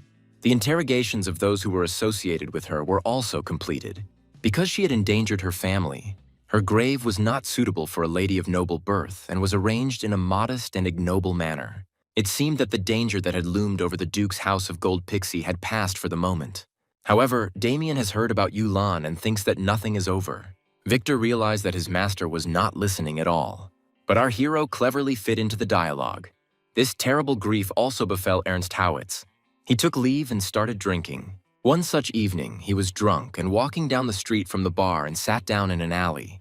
He remembers how she wove that wreath for her father and wanted him to like it. She asked him, but he didn't know. He had never received flowers. Her mother always told her that flowers have magic that brings joy to people. The flowers from which she wove this wreath were blooming in the field. Father will probably be happy to see them too. Ernst is grief-stricken and blames himself for the weakness that prevented him from protecting his lady. He regrets that he laid down his arms and did not fight to the death. His drunken torment was interrupted by Rebecca, who seemed to have been looking for him for a long time. However, how dare she show her face, since it was because of her that Lady Chelsea died. A filthy dark witch who conspires with demons. Ernst intended to kill her in this very alley, to strangle her right then and there. But Rebecca begged to listen to her for at least a minute and help avenge her mistress. The girl said that Lady Chelsea's death was not actually a suicide, although the duchy said so. Rebecca deceived Ernst, saying that the lady died due to the torture. Hearing this, Ernst was completely confused, after which he let go of her neck. However, to make such statements, one must have irrefutable evidence. The lady was not so weak as to take her own life. Moreover, she heard it from those who took her body. It bore marks of torture that no one could bear. They were all over her body. They said that anyone would have died from such wounds. Rebecca tries to prove to him that the Duke probably hid his shame and staged her death as a suicide. And it turned out to be easy, because the Duke that Ernst knows is definitely capable of this. It was true that Rebecca approached her with a purpose, but Chelsea treated her warmly, like a real sister. That's why she can't let it go so easily. She will take revenge on the ducal family for what they did to her. And for this, she needs the help of Mr. Ernst. This whole conversation was meant to wait for the enchanting aroma to take effect. That's it. Now he has become Rebecca's obedient puppet. Having received his first order, he set out to carry it out. Mustafa emerged from the shadows, pleased that everything had worked out as they had planned, as he had been worried about whether the scent would work on someone of the middle class. Even the strong have weaknesses in their hearts, and when they have this weakness, they are more easily swayed by charms. In Ernst Howitz's case, his weakness was Chelsea Goldpixie. Rebecca finds it funny that this idiot doesn't even know who really killed Chelsea. If I had known that Yulan organized her death, I would have gone crazy. Now they want to take on Damien Haxon instead of sitting and doing nothing. However, they confirmed through a cult spy that it was he who killed Ajito. Moreover, he interfered with the great matter that was entrusted to him, which makes his act even more unforgivable. They are sure that Damien still doesn't know who they really are, doesn't know that he returned from the future. Even in the Duke's house, they must think they have disappeared and let their guard down. So Mustafa and Rebecca are going to take this chance and kill our hero no matter what. During this time, he trains at the house of Duke Adam Goldpixie. Someone is trying to sneak up on him and attack him. They fail to do this unnoticed, although even magic is not needed to detect them. All 3 wooden swords hit the floor as Damien managed to jump up. He was so fast that he managed to get behind the enemy without even noticing. Our hero has won again, and Pabel and his brothers suffer defeat after defeat again and again. Every night, Damien beats them without explaining anything and without giving them a chance to win. So far, the guys don't really understand why this is necessary. Moreover, our hero does not forget to say out loud how pathetic they are. Their task was to sneak up and strike just once, but they failed to even do that. Pabel prays that today's sparring ends here because he's about to fall apart. Hearing Damien say goodbye to them for today, he let out a sigh. Throughout the entire evening, he tormented them greatly, beat them from all sides and drove them. And being confident that he would beat them half to death again, the end of the training brought a lot of joy. The duel with the Marquise's house will take place in 2 days, so no more sparring. Damien asked them to use their remaining 2 days to reflect on what he had taught them. However, all this time our hero was simply beating up the guys, so they don't know what to think about. Our hero didn't expect that any of them would understand. The reason he sparred with them was not just for physical training, there was another reason. But Pabel pleasantly surprised Damien. It seemed that one of them might have understood after all. Our hero was so carried away that he is now looking forward to this fight. A couple of days later, they set out into the deciduous plains. The Marquise and the Duke set up 2 camps located close to each other. Lionbloom came with a well-trained army. Not only in terms of equipment, but the individual skills are also impressive. That idiot Lionbloom may not understand anything else, but he trains soldiers well. A couple of days later, Duke Adam Goldpixie arrived in the leafy plains with his knights. He was a little late. Marquise Holland Lionbloom had already set up camp and arrived with his well-trained army. Not only in terms of equipment, but also the individual skills are impressive. That idiot Lionbloom may not understand anything else, but he trains soldiers well. An envoy from the Marquise has arrived to them. They propose a meeting of representatives before the duel. There is quite a lot of noise in the opponent's camp. Holland is trying to wake up his eldest son. He sleeps quite soundly, but they need to greet the Duke's side. Finally, Michael woke up. The Marquise even thought that he had managed to wake him up, but he complained that he was making a loud noise when the other person was sleeping, after which he went back to sleep. Holland tried to explain how important his role was in this fight, and then he gave in. He would go and deal with Damien himself, but at the mention of this name, Michael stood up. He is always sleeping, so he slept through the news that Damien Haxon had been chosen as the Duke's representative. For some reason, this news inspired Michael so much that he even lost the desire to sleep. They arrived late to the meeting, although they themselves had offered it, which the Duke assessed as a lack of basic manners. But there is no reason to be angry about it. It seems that Adam and Holland's relationship is hypocritical and tense. The Marquise greeted Lord Jael. They had not seen each other for a long time. He constantly tries to lure him over to his side, but the knight is loyal to his Duke. After Marquis noticed Damien Haxon, he has a personal score to settle with him. Because our hero attacked his son and crippled a valuable knight, he will definitely take revenge on him as soon as he gets the chance. However, standing nearby, Holland feels a strange sense of unease. He can't believe that he, a high-ranking aristocrat, actually feels tension next to this low-born non-entity. Or perhaps it's because of the potential that lies within it. Damien is probably even capable of matching Michael. The Marquis's eldest son himself came out to them and looked at our hero with pleasure. He felt that their fight would be interesting, and out of impatience, he immediately grabbed his weapon. But it's too early for a fight. His father stopped him. He just needed to wait a little while before the official duel. In fact, Michael himself grabbed the weapon at the sight of Damien without even realizing it. Jael made a remark because he dared to draw his sword in front of His Grace the Duke. Threatening a nobleman with a sword is considered a serious crime. Holland tried to clear up the misunderstanding, but he himself understands that his son reacted involuntarily, almost the same as when meeting a wild animal.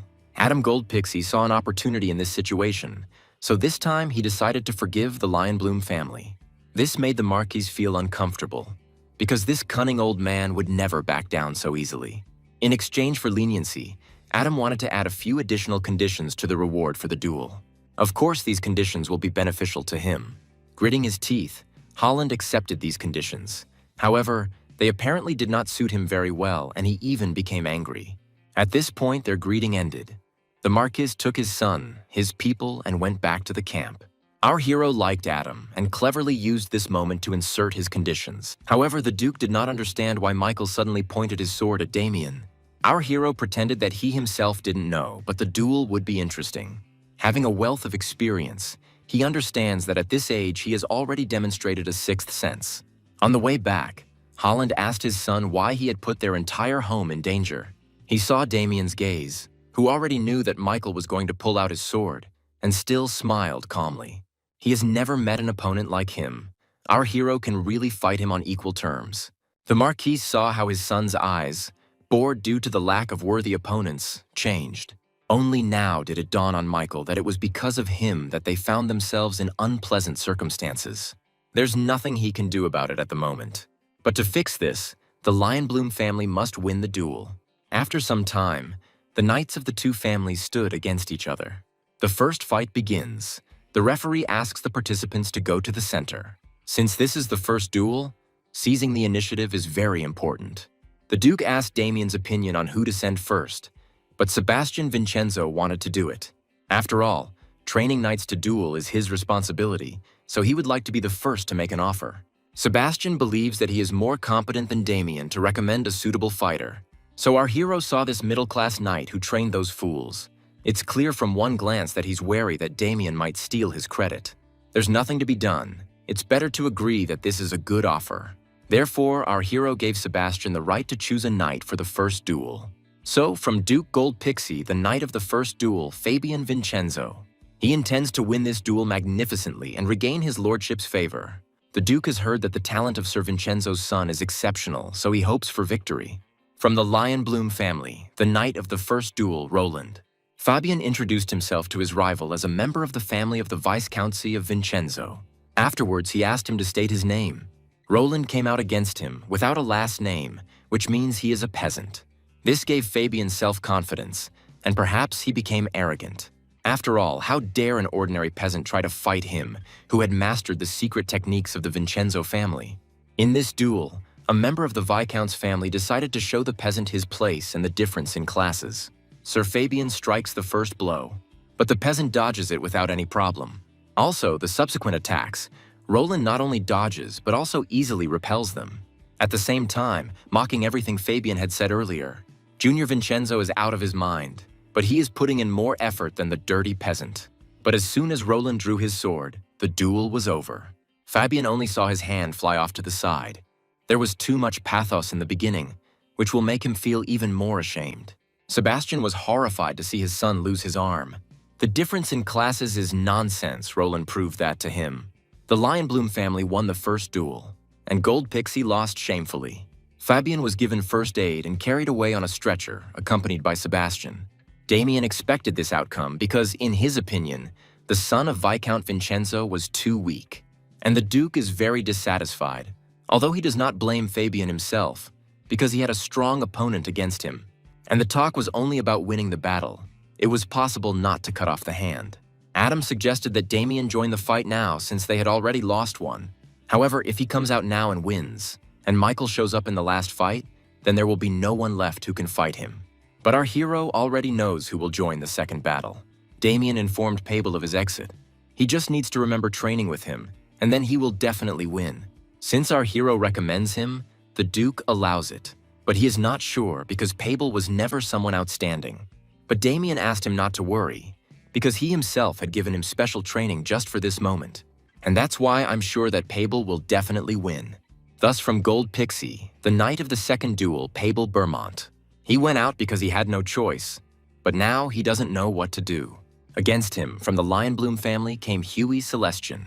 He thought that Damien would go against him, and therefore he was very disappointed. Well, what can I do? I'll just have to finish the fight quickly and win. Pabel didn't even have time to think about his battle strategy, and the sword had almost reached his neck. However, he managed to deftly block the attack and jump away from it. The enemy was taken aback by the surprise. He didn't expect that this weakling would be able to block his blow. The enemy turned out to be better than he initially thought. Although Pabel himself still doesn't understand what happened, Huey didn't waste any time and immediately rushed into the attack again. But Pabel dodged his sword again. From the impact itself and from the way it swept across the ground, thick dust rose up. It seemed like a good chance for Huey to attack unnoticed. But Pabel blocked his strike again. It was an attack that came from a blind spot. But this weakling keeps blocking and dodging. Pabel is very surprised because he himself understands that he is not that cool. However, he understood why Damien was so confident of his victory. After all, the combat fencing he used in his training was the signature style of the Lion Bloom House, the art of the great lion's sword.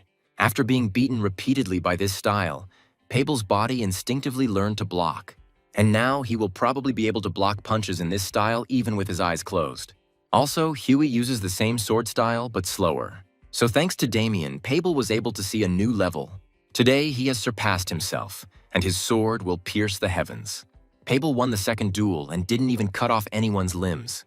The Duke is happy, including from surprise. He did not expect to see this. Just like Marcus Lionbloom, he was one of the best low-ranking knights. Each of them won one victory. Now they have a draw. The next duel will show who won. Huey fell to his knees before Holland, asking him to kill him.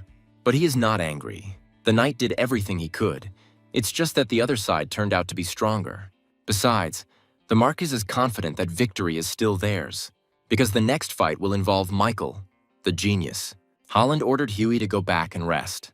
Although it's strange, because he is 2 levels stronger than the knight of the ducal house, or even more.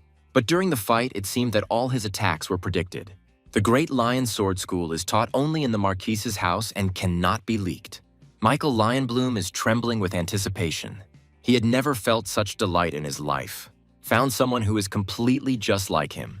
Therefore, he will definitely win and bring victory to his father. The Marquis sent him and is sincerely glad that he will finally be able to enjoy the fight.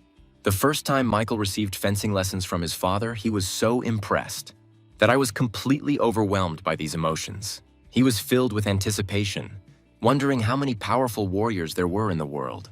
However, as time went on, his expectations and interest began to quickly fade, even when Michael fought against knights whose strength was widely rumored. In reality, they turned out to be nothing special, and victory became something ordinary. In the end, Michael even threw down his sword. He was overcome by melancholy due to the lack of worthy opponents. But today, Michael met our hero. His gaze ignited a new spark in him. This is exactly what the bored genius had been waiting for. An opponent of equal strength who can fight face to face. However, our hero does not consider Michael his equal. The Marquis's son was the first to launch an attack. All he wants is for Damien not to disappoint him.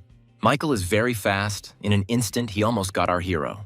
But Damien wasn't far behind. At the last moment, he dodged and even managed to knock away his opponent's hand. After which, he immediately delivered a counter kick with his foot, which threw Michael a decent distance away. He quickly closed the distance and continued attacking Damien. But his attack was easily blocked. As expected, Michael's eyes did not deceive him. His opponent is truly the best. Michael used a destructive technique similar to a large wave. To block such an attack, you need to be very strong. Of course, our hero succeeded. But Michael was tired of Damien avoiding his blows and still didn't draw his sword. Asking our hero to entertain him even more, he immediately went on the next attack. Then Damien reached for his sword. Confident that Michael doesn't stand a chance, his sword will touch the enemy first. Thus he cut through not only the enemy, but also his weapon. Michael's head flew quite high, after which she collapsed to the ground behind our hero, and the open eyes looked at him for the last time, after which this world collapsed. Michael, seeing all this, fell to his knees. His father doesn't understand what he's doing and why he doesn't draw his sword. And Michael doesn't understand what's happening. He was sure that he was killed. Standing in front of him, Damien asked why he was sitting there. Michael no longer considers himself our hero's equal, and he doesn't understand what kind of illusion just happened. Before the fight had even begun, he admitted defeat, winning the final duel for Gold Pixie. In the evening, they held a party for the participants to drink their fill and enjoy themselves. There will be enough wine and meat for all the knights, because the more people at the celebration, the more fun it is. The Lion Bloom people were also having fun, which greatly irritated the Marquise. Since everything was settled, the Duke suggested forgetting about everything and just enjoying the holiday. He poured Holland some wine into a glass so that he could drink it with the others. After all, as the winner, he will pour him the first one. However, Holland cannot believe that Michael surrendered without even drawing his sword, although he doesn't know whether to consider this a failure or not. But Damien is not particularly happy that Adam invited people from the Marquise's house. At first glance, he appears hospitable and generous. But it is obvious that this banquet was arranged to laugh at the defeated Marquise. In any case, our hero achieved his original goal. With that duel, he brought victory to the Duke's house and made Lionbloom think twice before getting involved with the Haxons again. There is only one unresolved question left. Damien's thoughts were interrupted by Michael, who asked permission to sit next to him. He was already a little tipsy and started telling us how much he respected our hero. After all his life, Michael thought that he would never meet his equal. But Damien is even more magnificent. This is surprising to our hero, considering how he treated his younger brother. Michael shared that he himself did not understand what happened. But be that as it may, he felt it, even without crossing swords. Michael has a super sense that surpasses human ones. He fought Damien in the mental space of his own consciousness. Thus, he was able to understand that before him was a being superior to him, the true scale of which cannot be measured. And I experienced true fear. It was this instinct that saved him, because in a real battle, the loss of an arm would have been the least of his troubles. Michael wanted to become stronger again. The world turned out to be much bigger than he thought. Damien decided to give him advice, because the world is truly vast and his talent is extraordinary but not unique. Within the Empire, our hero can name at least 3 people whose talent surpasses Michael's. So don't get cocky and arrogant. Don't think that you've already become the greatest. Damien says this based on his own experience because, in fact, he also once thought he was the best until he was defeated by one man. Michael wondered if Sir Damien thought differently. But our hero is, of course, sure that he is the best because his interlocutor just said so himself. And in his advice, he of course meant that one should not rest until one becomes as strong as Damien himself. Michael promised to remember these words. Adam Goldpixie noticed that these guys quickly became friends. Friendship between young men is always wonderful. However, Damien is interested in why the old men came to them. The conversation between the Count and the Marquis ended, so he came to find them. Before the duel, they agreed that they would receive access to the Marquis's treasury as a reward for victory. But Holland was stingy and didn't want to agree, so we had to negotiate differently. The Marquis cannot forgive Damien for what he did to Erwin, but given the circumstances, he will ignore it for now. Therefore, first of all, he would like to apologize to Damien Hexen for setting the knights on him to show his military might. But nevertheless, he cannot open the treasury to an outsider. A weak apology and a conveniently omitted question with Erwin. But as an apology and reward for the fight, Holland decided to give Damien something. This artifact, a ring imbued with spatial magic, was created in the White Tower and can store up to 100 kilograms. Something like a spatial artifact is worth no less than a small castle. Our hero is annoyed that this is different from the original promise, but with such a valuable item, it can be put up with. He quickly snatched it from the box and thanked the Marquis. In addition, the Marquis's house has many excellent weapons that Damien can choose for himself if necessary. The offer is good, because they are the best knightly family in the kingdom, and they certainly have a lot of good weapons. From his past life, our hero remembers one item that should now be at the Marquis's house. In that case, he asked permission for one more request. Damien asked him for a bow, which surprised Holland. After all, he doesn't understand why our hero needs him, and he needs it to marry off his younger brother. At this time, Abel is sitting at home and poking a voodoo doll, and he suddenly feels uneasy. Afterwards, everyone went to their homes, and Damien was the first to arrive at the Gold Pixie estate. Dinner was being prepared for our hero, but he was already getting ready to go home. After all, he was gone for a very long time, and it was time to return to his family. Adam won't persuade him if he insists so much, but he asked to wait just one day while he gathered the knights who would accompany Damien. Although our hero is strong, bandits can still attack on the way back, and the Duke wants his return to be peaceful. Frankly, Damien doesn't need this at all, but it's probably better to accept his goodwill. He agreed to wait one day and thanked Duke Goldpixie. After some time, they set out on their journey home, accompanied by knights. Victor is glad that they are finally returning home. He is also glad that the incident that Damien was involved in was resolved. Of course, he didn't mean anything by this. Riding in a carriage was very comfortable at first, but now walking is not at all easy, unlike for some who can ride a horse.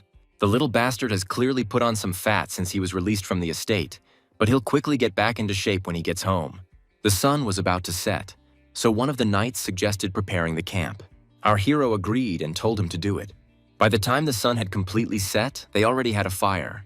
The knights did not sit down with our hero, but instead remained on guard. Victor prepared dinner for the young gentleman and the others. He called the knights to join the meal, but they refused, saying that they would eat separately later. Although Victor still tried to persuade them to eat with them, our hero remembered the farewell of Pabel and his brothers. These guys are too clingy. Pabel thanked Mr. Damien because thanks to him he was able to reach a new level. Besides this, he rendered a great service to the Duke. They promised that they would never forget the lessons that our hero gave them and would continue to strive forward. The boys bowed and thanked him sincerely. Although our hero can be quite callous, at that moment he smiled. The knights flatly refused to leave their post, and not in vain, as some noise was heard nearby. One of them went to quickly inspect the perimeter just in case, although Damien doesn't think it's necessary. The next moment, one of the knights was thrown into a tree and pinned to it by a spear. The spear was brought by dark magic. It seems that the Yulin members are close. The enemy did not expect that the Duke would actually send guards to accompany Damien. But these are just low-ranking knights. They won't be able to stop him. The enemy showed his face, which greatly surprised the second escort. After all, this is one of the respected knights of Duke Goldpixie, Mr. Ernst Howitz. That's why he doesn't understand why Howitz kills his own. A couple more people emerged from the shadows, the dark mages Rebecca and Mustang. They dispersed the enchanting scent to benefit all those on Damien's side. There is no other choice but to cut them down before they get out of control. Rebecca told the guard that he felt dizzy, after which he reached out to her with his hands, and then he spun her around himself and fell dead to the ground. Although Damien was a low-ranking knight, he was not affected by the enchanting aroma, and the enemy assumed that he had a special constitution.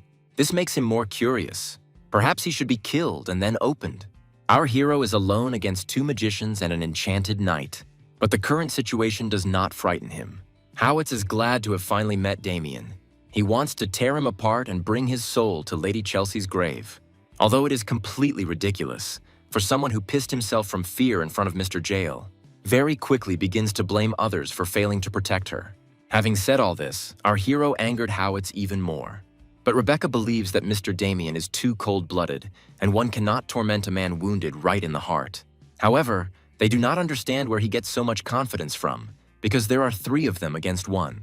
Damien knows that in front of him are the dark magicians of Yulan in the leadership rank, which amazes them. Our hero has quite acute hearing. Howitz believes his bravado is pointless. Today, he will make sure that Damien dies a painful death. However, our hero is not alone against 3. He has another ally from the Duke. Adam Goldpixie sent another knight to follow them at a distance. Middle-class knight Sebastian Vincenzo. Damien Haxon accepted the Duke's offer of escort. I thanked him and was about to leave, but Adam stopped him, saying that he had one more favor he would like to ask for. The conversation turned to Ernst Howitz, who had gone missing and, in addition, harbored a grudge against the ducal house and Damien. It is logical to assume that he may well try to take revenge, just like the dark magicians whose plans were destroyed by our hero.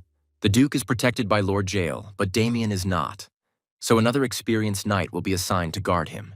The other middle-class knights were busy. Sir Sebastian was the only one free, so Adam Goldpixie entrusted him with Damien's protection, and he accepted the task, ready to protect the hero at the cost of his own life. But the Duke had given Sir Vincenzo another assignment in advance, to pursue Damien in secret and to protect him. Because if he had been openly near him, their enemies might never have revealed themselves. Although it was called security, it was actually a strategy to lure out the hiding dark mages. Howitz greeted Mr. Sebastian. They hadn't seen each other for a long time.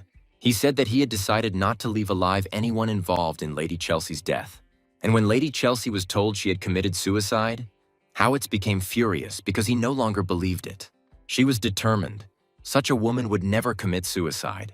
He claims that Duke Goldpixie is to blame for her death, and she must have died as a result of the brutal interrogation. Howitz will not leave her death unavenged.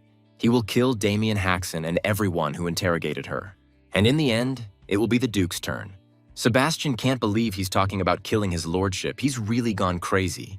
But if he leaves Damien Haxon, then Ernst will spare him.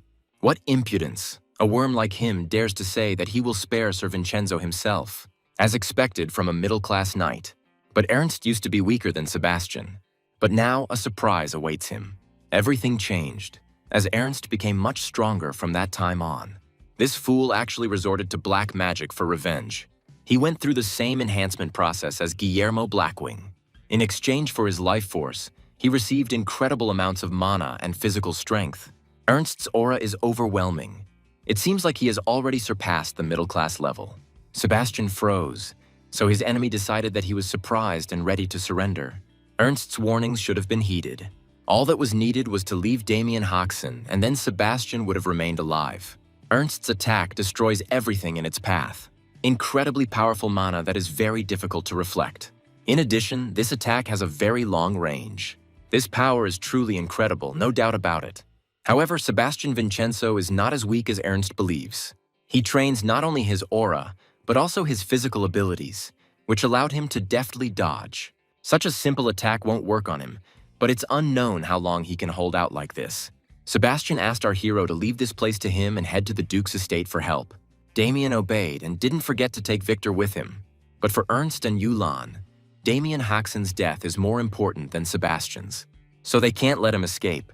Ernst immediately hurried after our hero, but Sir Vincenzo stopped him. As long as he lives, Howitz will not be able to carry out his plans. They will both fight here until one of them dies. Ernst became even more angry, and since Sebastian was asking for it, he would kill him. However, the knight was unable to stop all three. Rebecca and Mustang were able to catch up with Damien. In their opinion, our hero should have escaped alone. It was stupid to think that he would be able to drag this fat man along with him. However, they are the only fools here because Damien had no intention of running away. He only lured them here because he couldn't fight properly in front of Sir Vincenzo. Our hero intends to end this quickly, deal with the magicians, and then save Vincenzo. For the dark magicians, such arrogant behavior came as a surprise. There are two of them, and they are also powerful magicians, while our hero plans to fight alone. Such impudence infuriated Mustang. He asked Rebecca to step aside to teach the stupid nobleman a lesson. Mustang spread his arms out to the sides and began to perform powerful magic. His entire body was covered with seals that began to shine. The mana spread and turned him into a huge and powerful monster. Mustang asked for permission to introduce himself properly.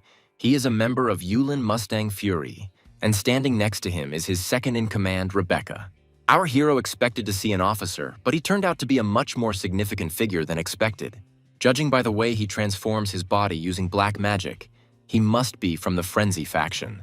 It's surprising that Damien knows such details, but if so, he must know how strong they are. In addition to the Mustang's impressive size, its speed is also on par. He was behind Damien in an instant, and then delivered a blow of enormous force.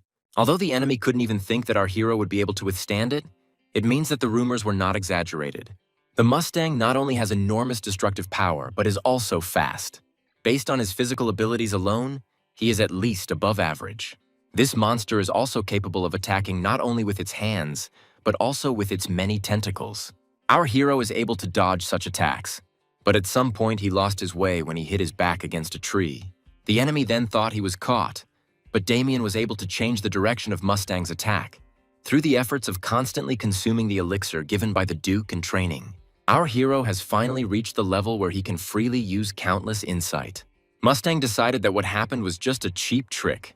However, as before, all who underestimated Damien paid the price. As soon as our hero drew his sword, Mustang was defeated. He cut off all of its tentacles as well as its head.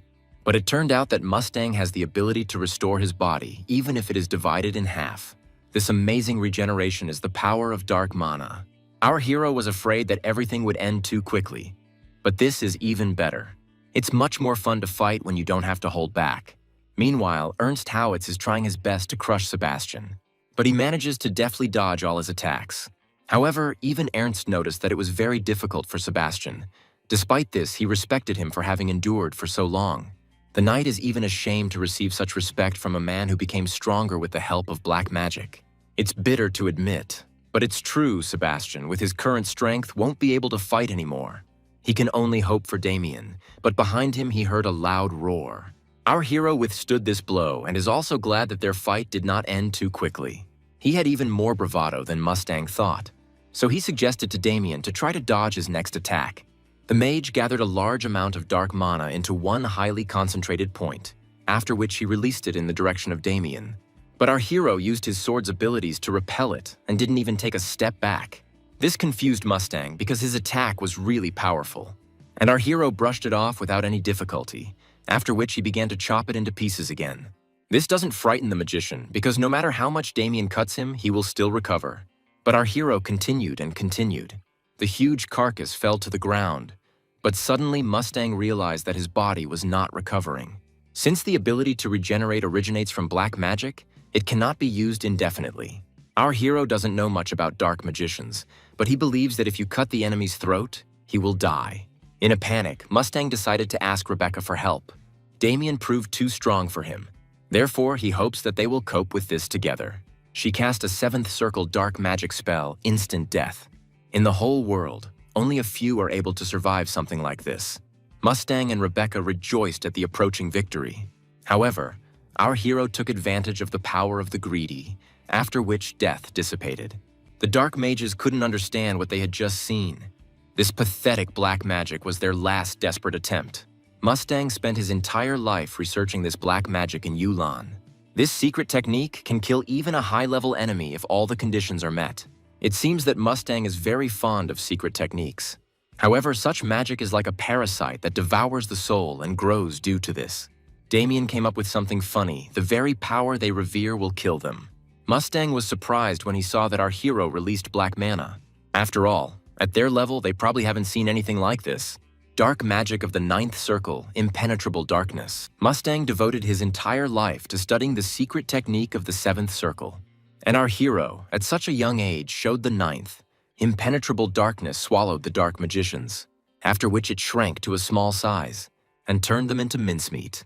As soon as Rebecca died, her spell was broken and Victor regained consciousness. The remains of the enemies were scattered throughout the area. Victor rubbed his cheeks, not understanding what was on his face, but he only smeared blood everywhere. He thought that she belonged to him, which made him scared, and he fell again. Damien calmed him down, saying that she belonged to the dark magicians, but he forgot to ask them about Dorgo.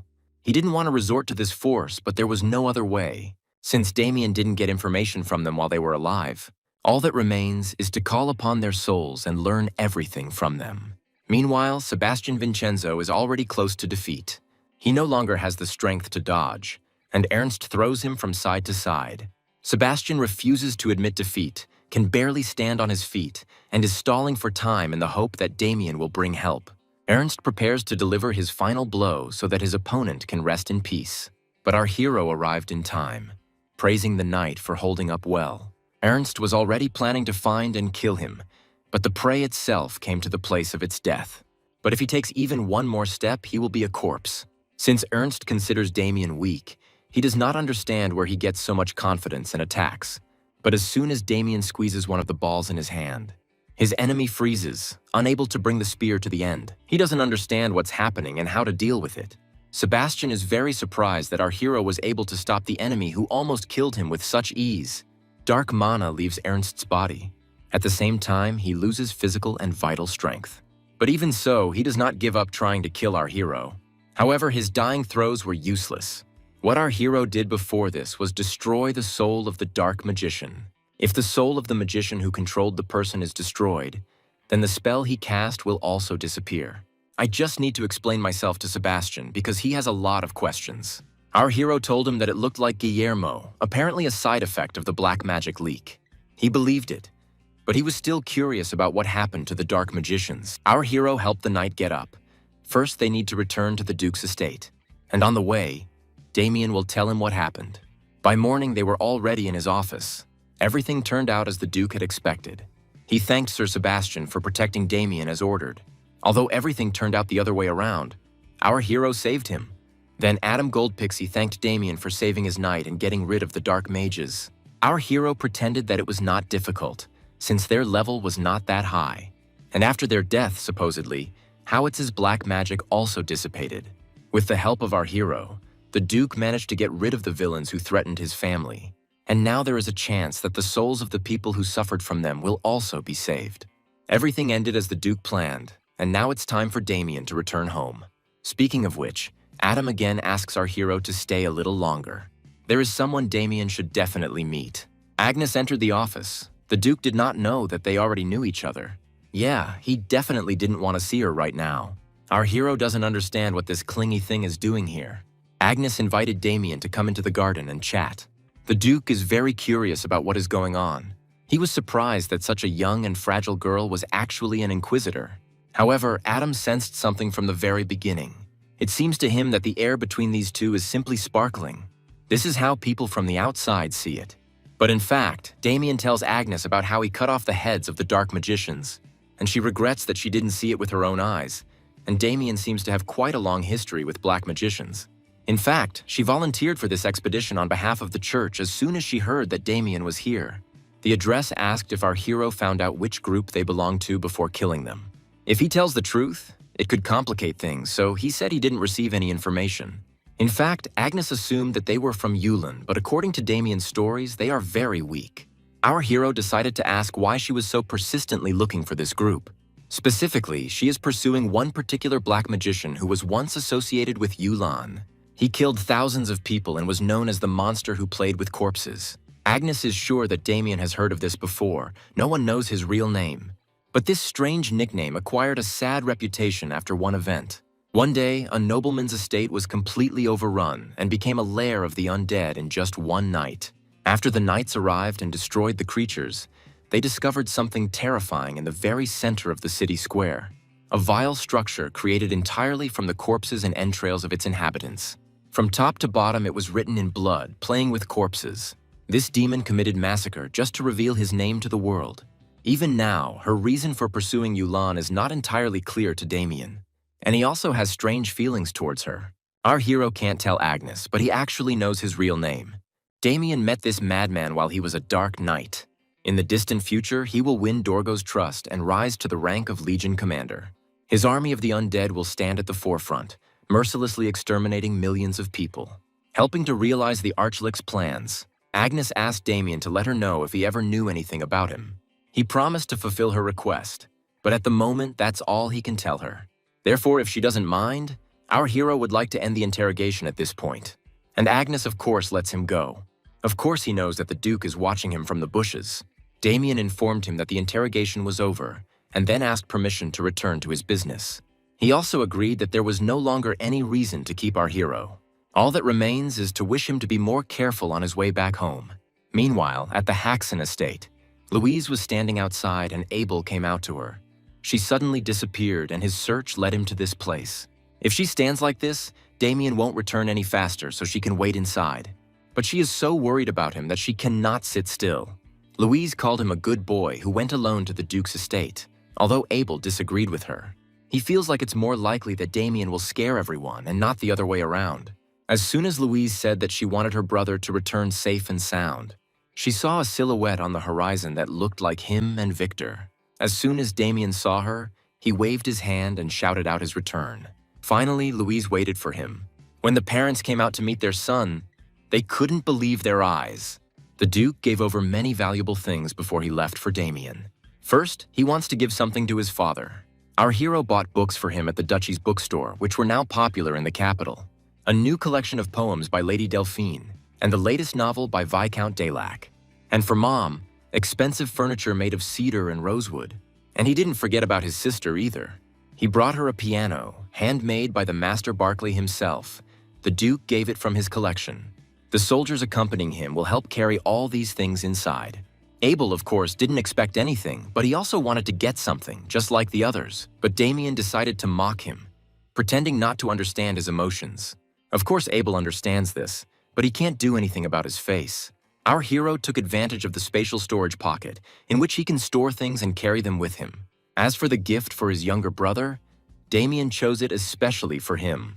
Lady Cooperhead will surely be delighted if you give her this. Since his younger brother is going to get married, as the eldest, he should help. Abel feels embarrassed and also insecure because Lady Olivia doesn't even know who he is. But when Damien was at the Duke's estate, he heard that a combat tournament would soon be held to celebrate the lady's birthday. Abel will participate in this tournament, using the chance to get closer to her. But this competition is for knights to show their skill in wielding a sword, something Abel doesn't have to worry about because Damien will take his place. A few days later, in the small town of Rivercross, everyone is already talking about the tournament that the Cooperhead family is hosting. The prize is huge, not to mention that you can win the lady's blessing. One of the men also thought about participating, but his friend talked him out of it. Someone so skinny would be immediately ground into dust. There are also already rumors that Viscount Haxon's eldest son is also participating. People at the next table heard Damien's name, and also stories about how he defeated the heir of Lion Bloom without drawing his sword. And people also praise his appearance very much. The girl laughed loudly, which attracted the attention of those around her. She asked her friend Jackson if he had heard all this nonsense. He also thinks that this is some kind of joke. Hahowever, the guy who was chatting about this decided that they were laughing at him for calling himself just as handsome. The girl tried to explain that they were talking not about him, but about Damien Haxon. It turned out that Jackson is a very jealous person, who reacts even to ordinary address as if it were flirting with his fiancée. And so the most handsome knight of Rivercross became a little uglier and a little crippled. No one dares flirt with Jackson Cutter's fiancée. The rest are not going to ignore such an insult. These arrogant idiots don't even seem to understand who is standing in front of them. But they will pay for this. While Jackson is dealing with them, his fiancée is bored.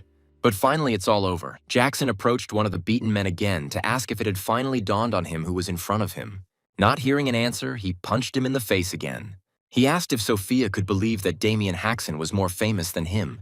After all, Jackson Cutter has the title of Ogre Slayer, but is rated as low class in strength.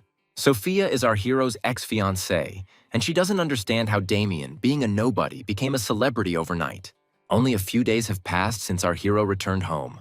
But no matter how sad it may be, his mother and sister are already saying goodbye to him again, and now also to Abel. The guys asked them not to worry and promised that they would be careful on the way. Father approved of this, as it was a good opportunity for their house to prove itself. But he was still worried. If Paul had known that his youngest son had a crush on the lady of the Cooperhead house, he would have proposed an alliance to them earlier. In any case, let their victory be a great result. But the most important thing is to return home safe and sound. Paul asked Abel not to forget his instructions. He asked him not to worry, but Damien did not understand what was being discussed. It's time to finish the instructions and send the sons out of the yard, wishing them a safe journey. After some time, their carriage entered the outskirts of the Cooperhead estate. A typical situation between brothers. No one has spoken a word for several hours. They've never spent time alone, so Victor has no idea what to say. But if this continued, he would die of embarrassment. So he decided to break the silence by asking Abel about the moment when he fell in love. Now that Victor mentioned it, Damien realized that in his past life he simply knew that Abel loved that lady, but never heard the reason. It's time to tell you, our hero has prepared a gift and traveled all this way to help Abel. We can share it. He agreed because Damien insists. His story began 4 years ago. Then Abel accompanied his father to a reception with Western nobility. Lady Olivia Cooperhead was also present. She was wearing a green dress that matched her brown hair perfectly. The guys concluded that he fell in love with her only because she was beautiful. Whatever their relationship, it was obvious that the two had been in love in a past life. But then the Count rejected Abel's marriage proposal, and not only refused, but openly insulted the Haxon family, calling them unworthy, after which he spent his entire life alone and died without ever marrying, and was killed by the Death Knight, his own older brother. If our hero remembers correctly, Abel remained a virgin all his life, and this time he will not allow that to happen again. His gaze was so focused that his younger brother felt extremely uneasy. But he managed it, and 3 days later they reached the Cooperhead estate. Their family must have spent a lot of money to throw a party for the whole town. Also, random passers-by are not allowed at the gate. There is a person at the entrance who checks guests against a list. Upon hearing that they were from the Haxon family, the man immediately changed his tone. He apologized for being abrupt. He is Connor, the head butler of the Cooperhead household. There were a lot of people and everyone needed to be kept an eye on, so he offered to take them to a place where they would temporarily stay. They will be in a very spacious room, and if they need anything, they can call the butler. The Count seems to be a very generous man, since he accommodated them with such comfort. Even Victor will have a separate room. The Chester Cooperhead that Damien knew wasn't so considerate. Most likely, he was trying to win favor since his reputation had grown. Our hero decided to look around outside, but Abel said that he would go with him, as he promised his father. Paul told his youngest son that if it looked like Damien was about to cause trouble, he should stop him. As soon as our hero left the tent, he immediately bumped into Sophia. He pushed her slightly, and the girl created a whole drama. Her fiancé immediately rushed over to find out what had happened. He grabbed Damien by the collar and asked him to watch where he was going. Suddenly, he realized that Damien Haxon was standing in front of him. Sophia felt awkward because of all the people she bumped into him. She stood up and greeted Damien. They hadn't seen each other for a long time. However, our hero did not recognize them, so he decided to ask directly who they were. Sophia was offended by this because she was his ex-fiancée, and she decided that he was just pretending. Damien grabbed Jackson firmly by the hands and suggested that they talk calmly after he calmed down. Abel and Victor went outside to find out if everything was okay. They didn't expect to see Sophia there. Damien asked Abel if he knew this girl.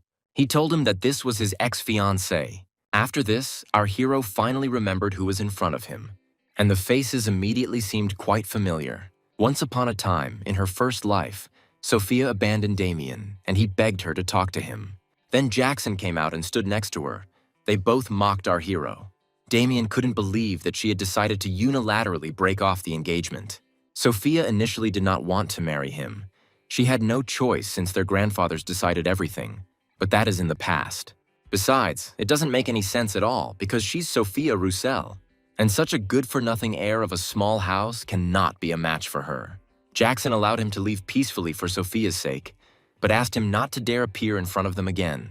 He could not bear such humiliation and neglect. Therefore, as was usually the case with him then, he rushed at Jackson with his fists. But although he was constantly getting into fights, he did not have the strength he has now. Jackson gave him a good beating and threw him to the ground in the mud. He allegedly tried to show mercy to our hero. Well, in his opinion, Damien doesn't even know his place, a worthless bastard from a lousy family. And Sophia watched this from above without saying a word. It was also raining that day when he was beaten and thrown out. Although it was a long time ago, remembering the past story, our hero felt strong anger. They assumed that Damien was still feeling ashamed of what had happened back then, so he pretended to be cold. Jackson didn't think they would see each other again, but for some reason he thinks it's great. Damien immediately saw through this whole theater, and that these fools again wanted to teach him some important lesson. However, our hero is now not as emotional as before. He doesn't intend to prove anything and simply shook your hand. But if he wants to teach you a lesson, he'll do it differently. As soon as Jackson took Damien's hand, he immediately decided that he had fallen for it. But as soon as he twitched, our hero knocked him over. They wanted to humiliate him, but now Jackson is kissing the ground, and Sophia is shocked and scared. Our hero still wanted to kill him. So thanks to this bastard for giving me a reason. Jackson gathered all his strength and stood up abruptly. After that, he immediately reached for the sword. He wanted to kill Damien on the spot for such humiliation. But our hero turned it all into a joke, saying that whoever got a nosebleed first lost. A man approached Jackson and asked him to stop immediately. It's incredible that a useless guy became so strong in such a short time.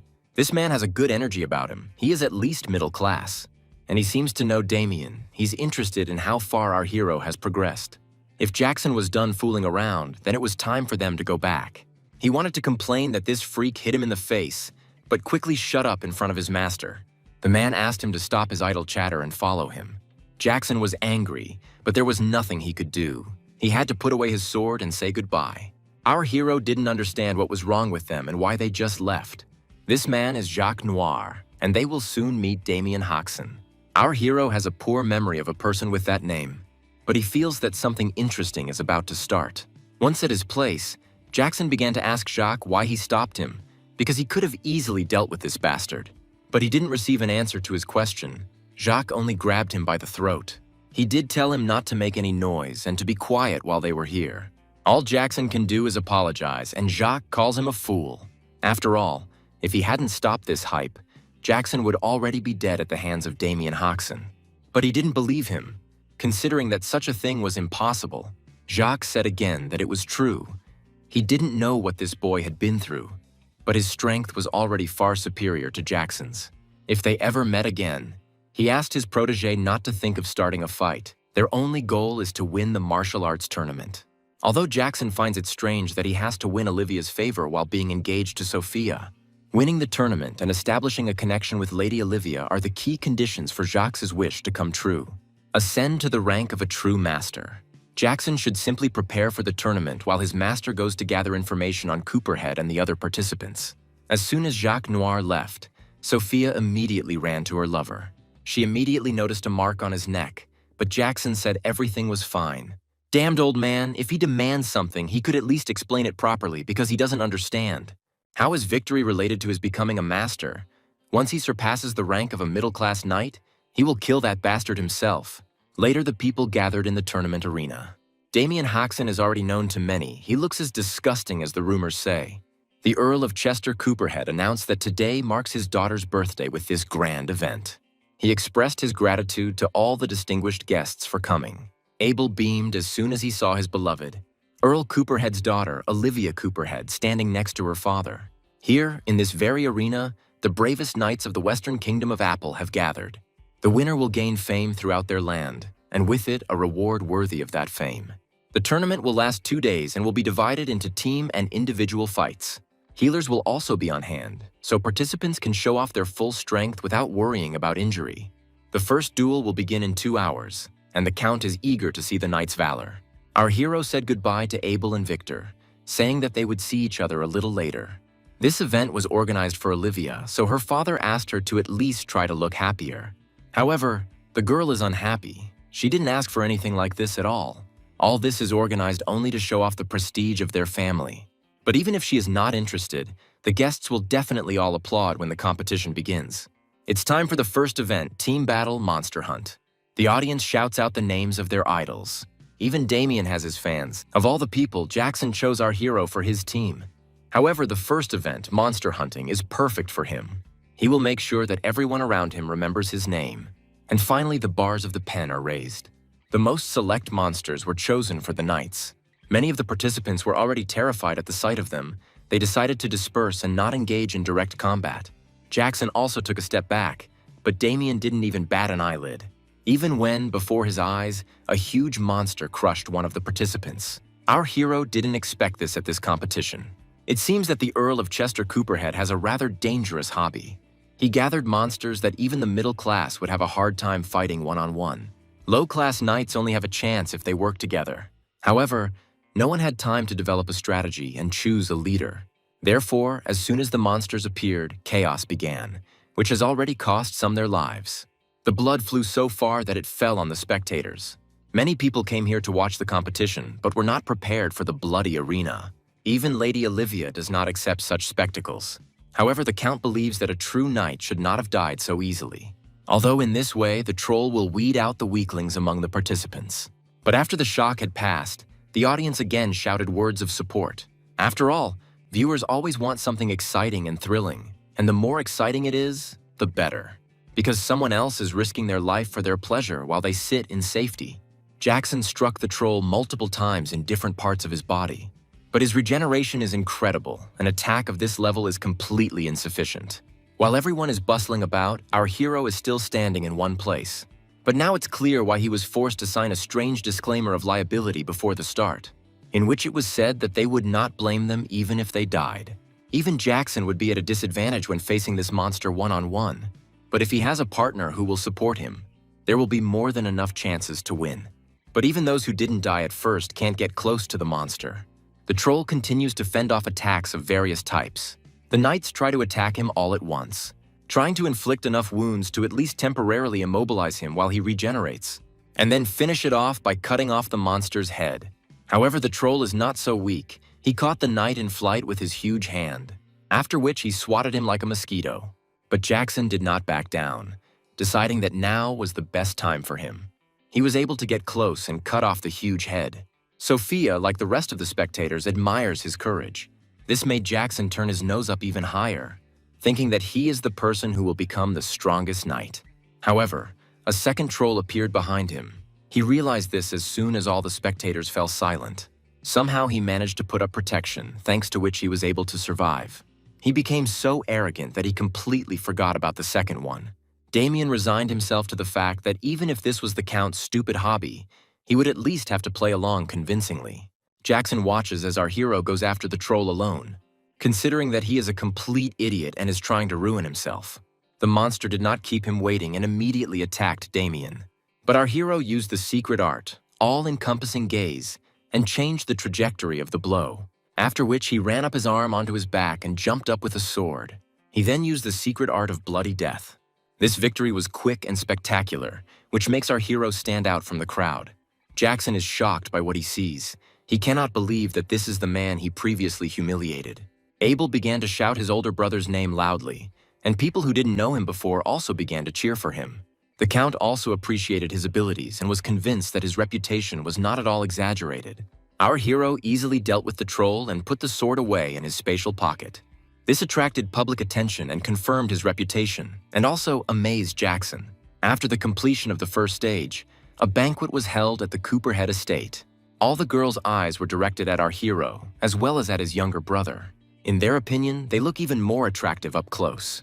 Abel is surprised that Damien managed to prepare such luxurious clothes.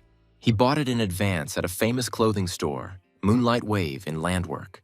According to the ladies, Damien looks masculine and will be their favorite now and forever. Jackson is furious. He can't listen to this nonsense calmly anymore.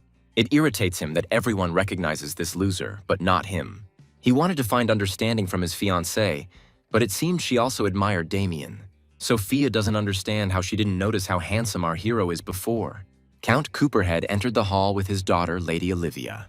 He thanked all the knights and guests who attended the tournament held in honor of his daughter's birthday. The bravery and indomitable spirit of the young knights inspired him greatly for the first time in a long time. He hopes that tomorrow's final will be just as perfect, and will now announce the prize that the winner will receive. The Count put his hand into the fire and asked everyone to watch very carefully. People were scared when they saw such a sight, but everything is fine.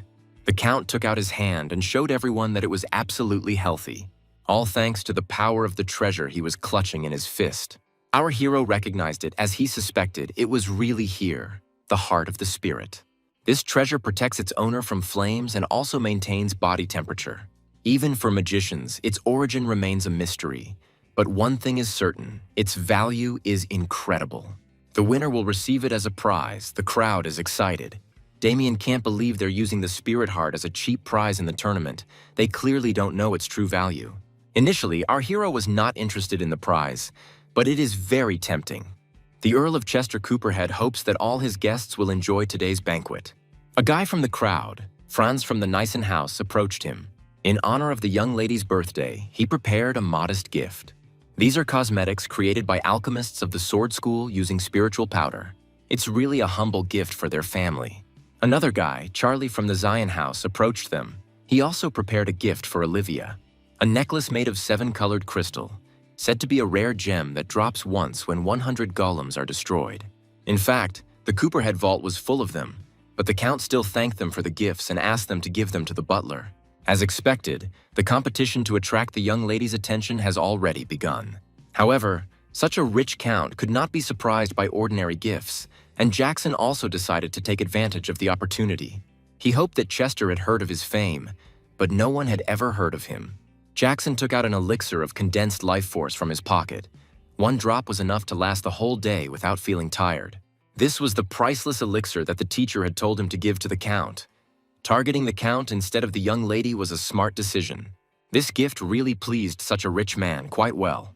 Very soon it will be Damien and Abel's turn. Jackson said goodbye, pleased with himself and thinking that everything went perfectly. The attempt was good, but our hero believes that he still failed to win the young lady's affection. When Damien approached the Count, he greeted him joyfully. After all, our hero's achievements today were truly impressive. He noticed that Olivia showed no interest in the banquet held in her honor. Her tastes are quite complex, but Abel shouldn't worry. When she sees her gift, even this woman will react. And the Count himself is interested in what gift a man of such stature could bring to Olivia.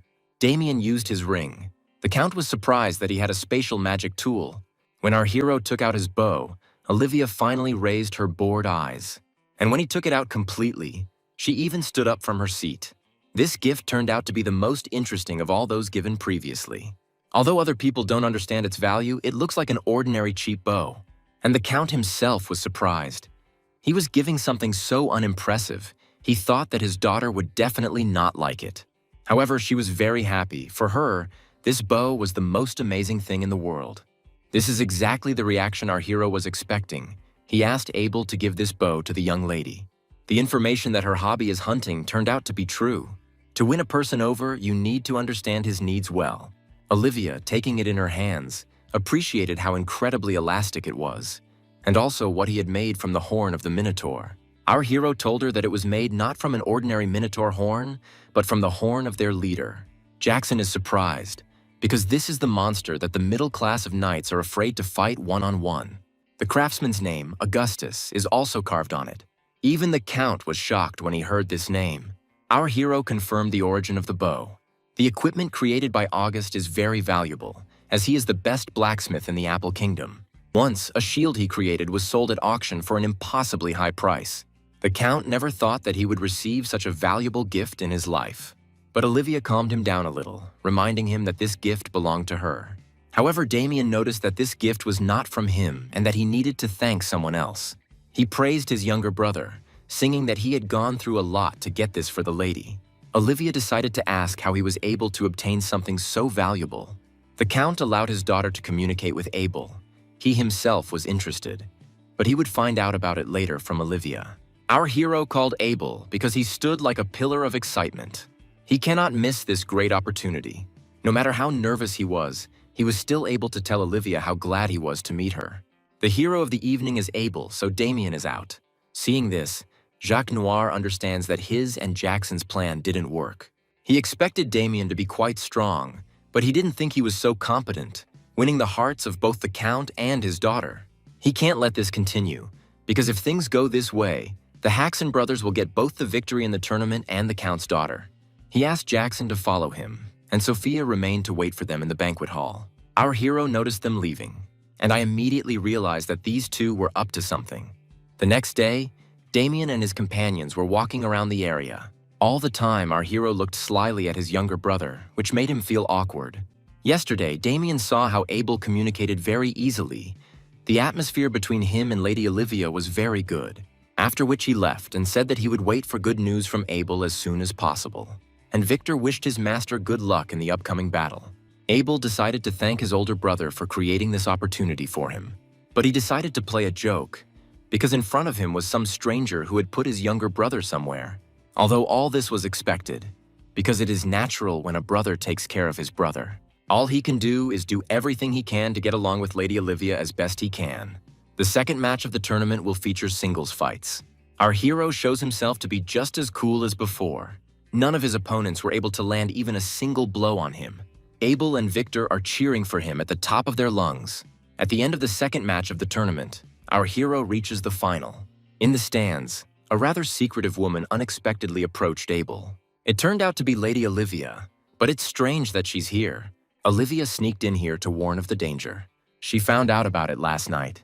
The girl couldn't sleep until late, so she left the room for a walk. She was excited after a pleasant conversation with Abel and was thinking about how to meet him again. Then the servant said that the Count was calling her to him. Her father told her some very unpleasant news. By his order, she is obliged to marry Sir Jackson Cutter. Olivia herself is of course not happy about this because she doesn't even know this person. And Jackson was irritated. Jacques told him to follow him, so he hurried, but did not know about further plans. His beloved Sophia is waiting for him, and Olivia does not understand how such a decision was made without her. However, the Count advised her not to deceive herself, since she was the eldest daughter of such a noble family. And therefore, marriage is not something she can decide on her own. It is a question that her father, as the head of the family, makes. And of course, the basis for such a decision is the benefit that their house can receive from this marriage. Sir Jacques, a man of the middle class, promised that at the time of this marriage he would support their house. Among the great nobles of the past, the only houses whose core forces included members of the middle class were Gold Pixie and Lionbloom, just those two. If this marriage takes place, their house, like them, will gain a powerful fighting force. In addition, Jacques promised to pass on weapons techniques and mana cultivation methods to the Duke's house, which the knights of their house could use, but he didn't even teach this to his student. Olivia is disappointed that she is going to be sold for the benefit of the house.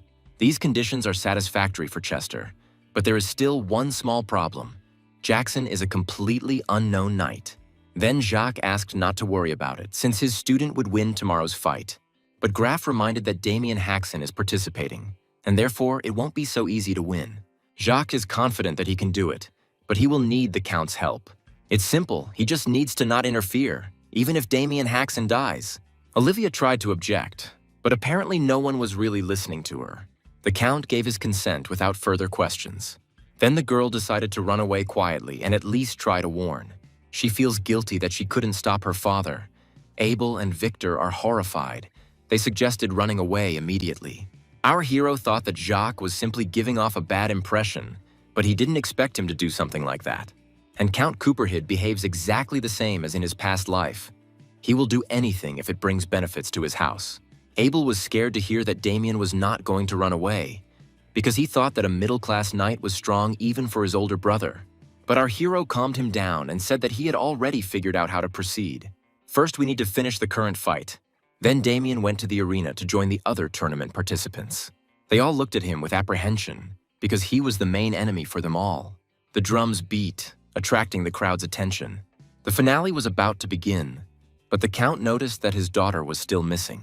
It is necessary to congratulate the knights who have reached the final and explain the rules of the final battle. There will be only one winner. The last one standing will become the champion of this tournament. There are no other rules, so they can fight however they want. It was decided this way for Jackson's victory, because it was the only way out. Victor is worried about the young gentleman, but Abel believes in him and suggests that they just watch for now. It's a no-holds-barred fight, which clearly reeks of something dirty. Of course, the participants, without even discussing anything, decided to unite against the strongest. And Jacques Noir watches what is happening from the stands with satisfaction. As much as Jackson hated to admit it, there was nothing he could do about it. And the others think the same. To survive in such a fight, there is one main rule. Eliminate the strongest first, namely Damien Haxon. The night before, after talking about marriage with Lady Olivia.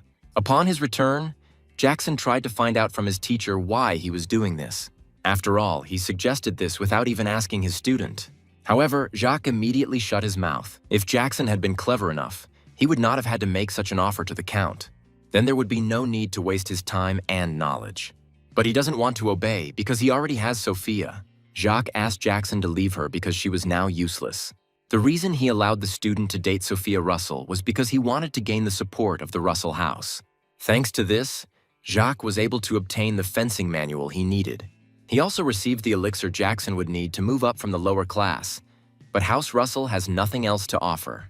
The union with House Cooperhead is not only for support, Jacques uses this marriage to rule their house. All for the sake of his long-cherished desire, and it doesn't matter that Jackson actually loves Sophia. Jacques reminded her how she had dumped Damien simply because he hadn't been good enough, meaning he might do it again. He reminded him of the moment when her ex-fiancé started to succeed a little. Her relationship instantly changed. So you shouldn't take such a girl seriously. Jacques handed Jackson a ring. This ring will enhance something and will help you win. He asked to use it as he says and fight Damien. When he loses his mind and goes into a rage, pretend that something unexpected has happened and kill him.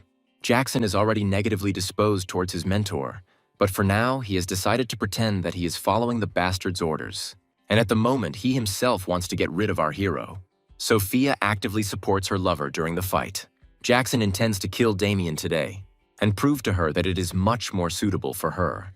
But when all the participants attacked our hero at once, he dodged without even taking his hands out of his pockets. One of the knights tried to attack him from behind, but our hero deftly dodged it without even turning around.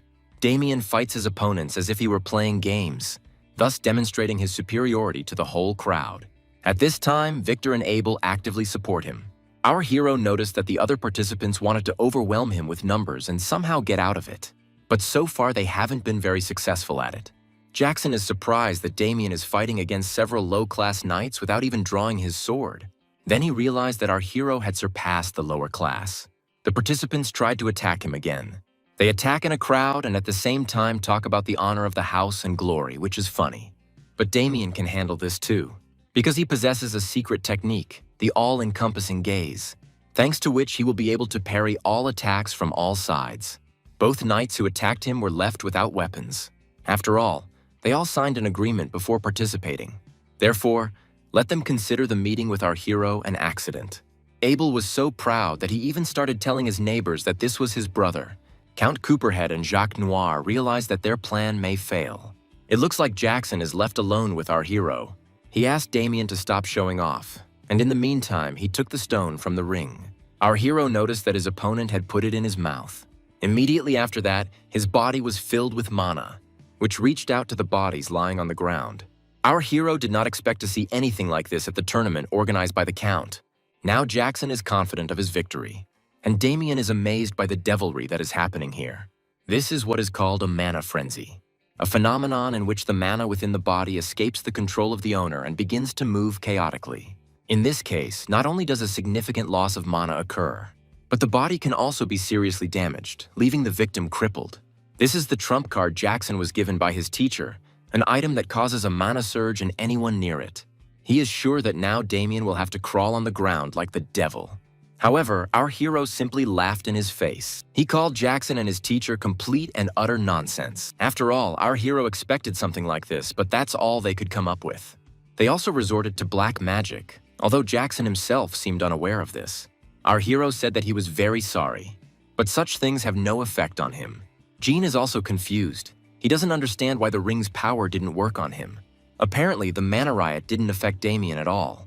Damien had already realized that Jacques Noir had teamed up with the Count to get rid of him, and was using his student to do so. And if our hero takes advantage of this opportunity, he can make all these bastards eat shit at once. While Damien was thinking, Jackson tried to attack him, but again failed. Our hero is too good to lose to a low-class knight. Since it had come to this, Jackson decided to kill Damien with his true power.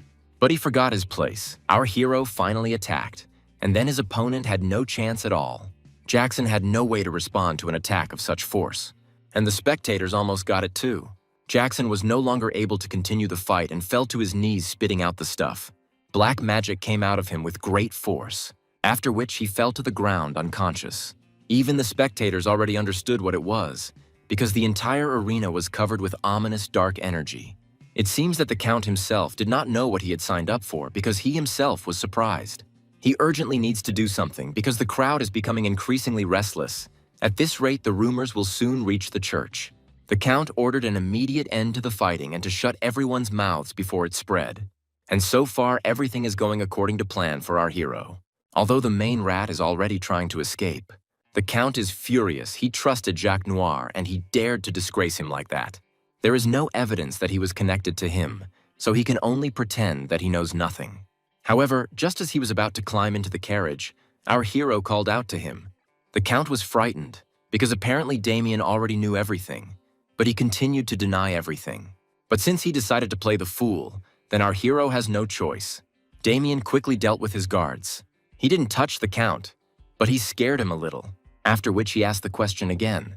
Now he probably remembered what he should have said. Later, the Count learned that his daughter had told about all their insidious plans. After he fed her and gave her a roof over her head, she dared to betray him. Then Damien brazenly threw his feet up on the table right in front of him. After all, they had already talked about everything, and he couldn't blame Olivia for this. The church will soon arrive on the scene to investigate, and they will then learn of his alliance with Jacques to kill Damien. They also use black magic, which the church hates the most. And even if Damien remains silent, Jackson will still reveal the whole truth, because the torture of the Inquisitors is terrible. After our hero intimidated the Count, he immediately said that he had his own connections in the church and that protecting him would not be difficult. But all this will not be done just like that. Damien has his own conditions. First, approval of his younger brother's relationship with Lady Olivia. And secondly, declare our hero the winner of the fighting tournament. Third, Olivia said, as compensation for this matter, pay 300 gold pieces to the Viscountcy of Haxon. This wasn't Damien's plan, but it's a great idea. And finally, Olivia has one more suggestion, which of course irritates the Count because she is his daughter. She demanded that half of the territory be handed over to her within a year. He wanted to object, since it wasn't she who initially set the conditions, but Olivia reminded him that she was a witness to everything that happened. The Count is angry that his daughter is trying to take advantage of the opportunity to fleece her own father blind, but she intends to take back what is hers and leave behind this disgusting family that used her as a tool. Our hero didn't expect Olivia to go so far. She turned out to be scarier than he thought. If her father has no objections, then she considers that he completely agrees. In principle, the Count doesn't really have a choice. A few days later, it was time to hear the verdict from the church. Our hero told his version to the second-rank church paladin Thomas, in which Count Cooperhead is innocent. They have already received a confession from the criminal Jackson Cater, who stated that they conspired with the Count and attempted to kill Damien. But the Count declared that it was all a lie, that he had only been told not to interfere with the outcome of the duel, and he had no idea what they were going to do. Damien also added that Chester Cooperhead himself came to him and warned him about the danger. If the Count had really wanted to kill him, he would have had no reason to do so. He said that after meeting them, he began to worry and secretly visited Damien, and if he had known about black magic, he would have stopped them himself. Our hero asked Sir Thomas to believe him, and swore in the name of God that neither the Earl nor he had said a word of lies. Given their good relationship, Paladin listened to Sir Damien's words. Our hero kept his promise, now the Count needs to keep his. But at least he is glad that he survived. After all this, it was time to return home. Abel did not think that he would introduce Lady Olivia to his family so soon. Damien himself wanted everything to work out for them, but it was quite painful to watch. Well, there were a few difficult moments, but our hero eventually achieved his original goal. The church's investigation concluded within a week, concluding that there were no other suspects besides Jackson and Jacques. The Count was completely acquitted, but Olivia had already managed to take a lot from him. That is why she chose to leave with Abel rather than stay in her father's house. Abel received Olivia's love as he wished, and our hero received the main prize for winning the tournament. The situation was awkward, so there was no award ceremony, but he still got it. The Count doesn't know the true value of this item, but Damien does. The Spirit Heart is a clot of power that forms with an extremely low probability when a high-ranking spirit disappears, if our hero can melt it and absorb it. It is capable of granting him not only colossal magical power, but also the strength of the spirit itself. Damien sees for the first time a heart containing the ability of the fire spirit. By simply absorbing it, he will be able to reach the level of his past life much faster. Jacques Noir is now wanted and blames Damien for everything that happened. He wants revenge, which is why he followed them all the way and waited for the right moment. At night, while everyone is sleeping, is the best time to carry out insidious plans. It was at this moment that Jacques poked his nose out of the shadows. But as soon as he drew his sword, Damien called out to him. Our hero thought his neck would fall off from anticipation. Jacques reacted quickly and used a long-range attack, but missed, only cutting down the branch Damien was sitting on. He knew from the very beginning that Jacques was following them, and he also knew what his true target was. The heart of the spirit is with Damien after all. He is the winner of this tournament. If Jacques' goal had been to arrange a marriage between Jackson Cutter and Lady Olivia, he wouldn't have been so obsessed with winning the bastard's hand. Even using dangerous black magic, it is obvious that his original goal was the winner's reward. Jacques thought it would be difficult to get to the heart, considering that there were church bastards everywhere. But it was good that he followed Damien. Now he just needs to kill him and take the spirit's heart. But our hero doubts that he will succeed. Jacques went on the attack, but Damien deftly parried all his attacks. At one point, he almost managed to get our hero, but almost doesn't count. Still, this guy is one of the best among the middle class. His strength is not wasted, his attacks are assertive. He is surprised that some low-class scum is able to withstand his blows. But he thinks that this is all, since he managed to master the art of the ghost sword. This is the master's ball control technique, which he has been restoring throughout his life. All swords of this technique are simultaneously ghostly and real. The senses cannot distinguish the real ones from the fake ones. Our hero filled his special sword with mana, after which he released her, scattering all the clones to the wind. This put Jacques in an awkward position, as it was his most powerful technique. It took him a while to realize what would happen next. It was this move that blocked Jackson's sword back then. Damien asked not to make a mountain out of a molehill over a technique that has nothing special about it. And after demonstrating how mediocre this technique is, Jacques decided that Damien was familiar with this technique. But our hero told him that he just tried to repeat his movement, and it worked. At that moment, Jacques' entire inner world seemed to collapse. Since childhood, without a shred of doubt, he considered himself a genius. However, the moment he met a real genius, his illusions were shattered by a single blow. The true genius defeated him with ease and a bored expression on his face. Then Jacques realized that he was not a real genius, just a little above others. And that's when it all started. To compensate for the lack of talent and catch up with people who are called geniuses, he went in search of secret elixirs and master techniques. If it made him stronger, he didn't care what method he resorted to. After more than 10 years, he finally managed to reach the middle class. He mastered this technique with great difficulty, spending his life on the path to strength, and Damien simply copied it. He even said that it was a waste of mana. These damn geniuses always just go and do it. Our hero chopped off his head to keep him quiet. He doesn't want to waste time on irrelevant stories. It's time to go to bed. Although early, after killing an enemy, Damien should search him because he might find something useful. Afterwards, they returned home with Olivia. She stayed at their estate for a whole month. She helped with household chores and became friends with all the residents of the Viscounty. Although the servants kept running after her and trying to stop her, because it was not appropriate for such a lady to do such work, Mom came out of the estate and suggested that Olivia leave this and go into the house to rest a little. Marilda heard that the groom's wife was pregnant, so she was going to visit them. Olivia decided to join in and offered to bring food that would be helpful for recovery. Paul watched from his office window as the women chatted pleasantly in the courtyard. Managing the lands has become much easier thanks to Olivia. Even the servants are grateful for the attention his daughter-in-law pays to everything. Her parents were shocked when they first met her, but Olivia adjusted very quickly. The Count's daughter appeared in person, bringing with her half of her family's lands, and declared that she would marry Abel. Thanks to Olivia, they even managed to take the arrogance out of people at social events who had previously looked down on their family. It turned out that marriage proposals to Damien were pouring in from all sides, as he had become quite famous.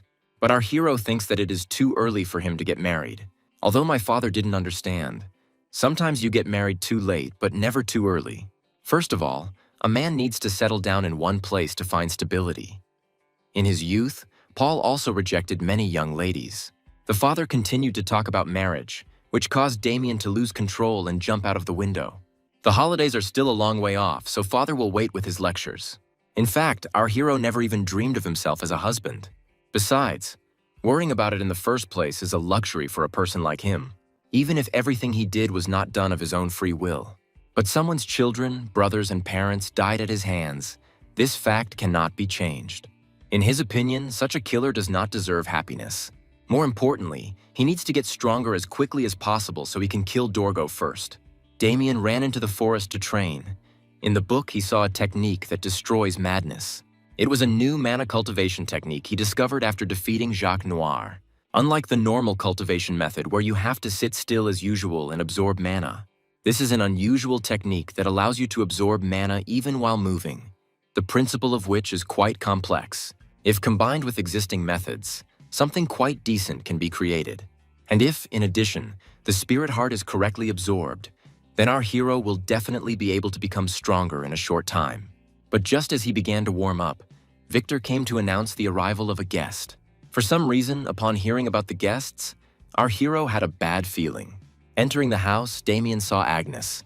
In principle, this is exactly what he expected to see. She apologized for coming so suddenly. She was driven by the need to ask Damien for a difficult favor. They confirmed the location of the corpse puppeteer's dungeon.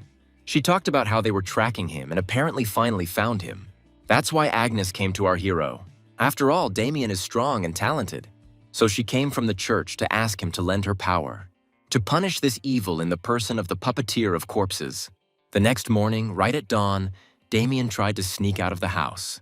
He wanted to do it while everyone was sleeping. But it turned out that Victor gets up very early and cleans the area. Damien said he was going to morning training, but Victor assumed it was because of Lady Agnes's request. I assumed that our hero was going to join this punitive detachment. He hopes that this time his master will not go, because everyone knows how dangerous the dungeon created by this puppeteer is. First of all, the Viscount would never allow this, but Damien didn't tell him anything. So Victor will have to pretend that he didn't see anything. But he can't send Damien to a place that will clearly cause his death, although it is unclear what he was hoping for when he came out against our hero with a broom. Picking up Victor, Damien again noticed how thick and heavy he was. It's about time he lost weight.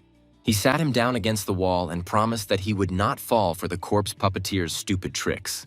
It's also an ideal opportunity to eliminate one of Dorgo's henchmen, which our hero cannot miss, so he must go. If Victor hears, he asked to tell his father where he went. Arriving at the scene, Damien met the other paladins participating in the pursuit. He met Margaret, a second-rank paladin of the School of Blazing, a huge woman. The skills of a second-tier paladin are comparable to that of an average knight. This woman's aura is definitely extraordinary. Margaret didn't expect Damien to come, considering it was a dungeon created by the corpse puppeteer, but he said that he could not refuse the request received from Lady Agnes, and besides, he cannot stand dark magicians.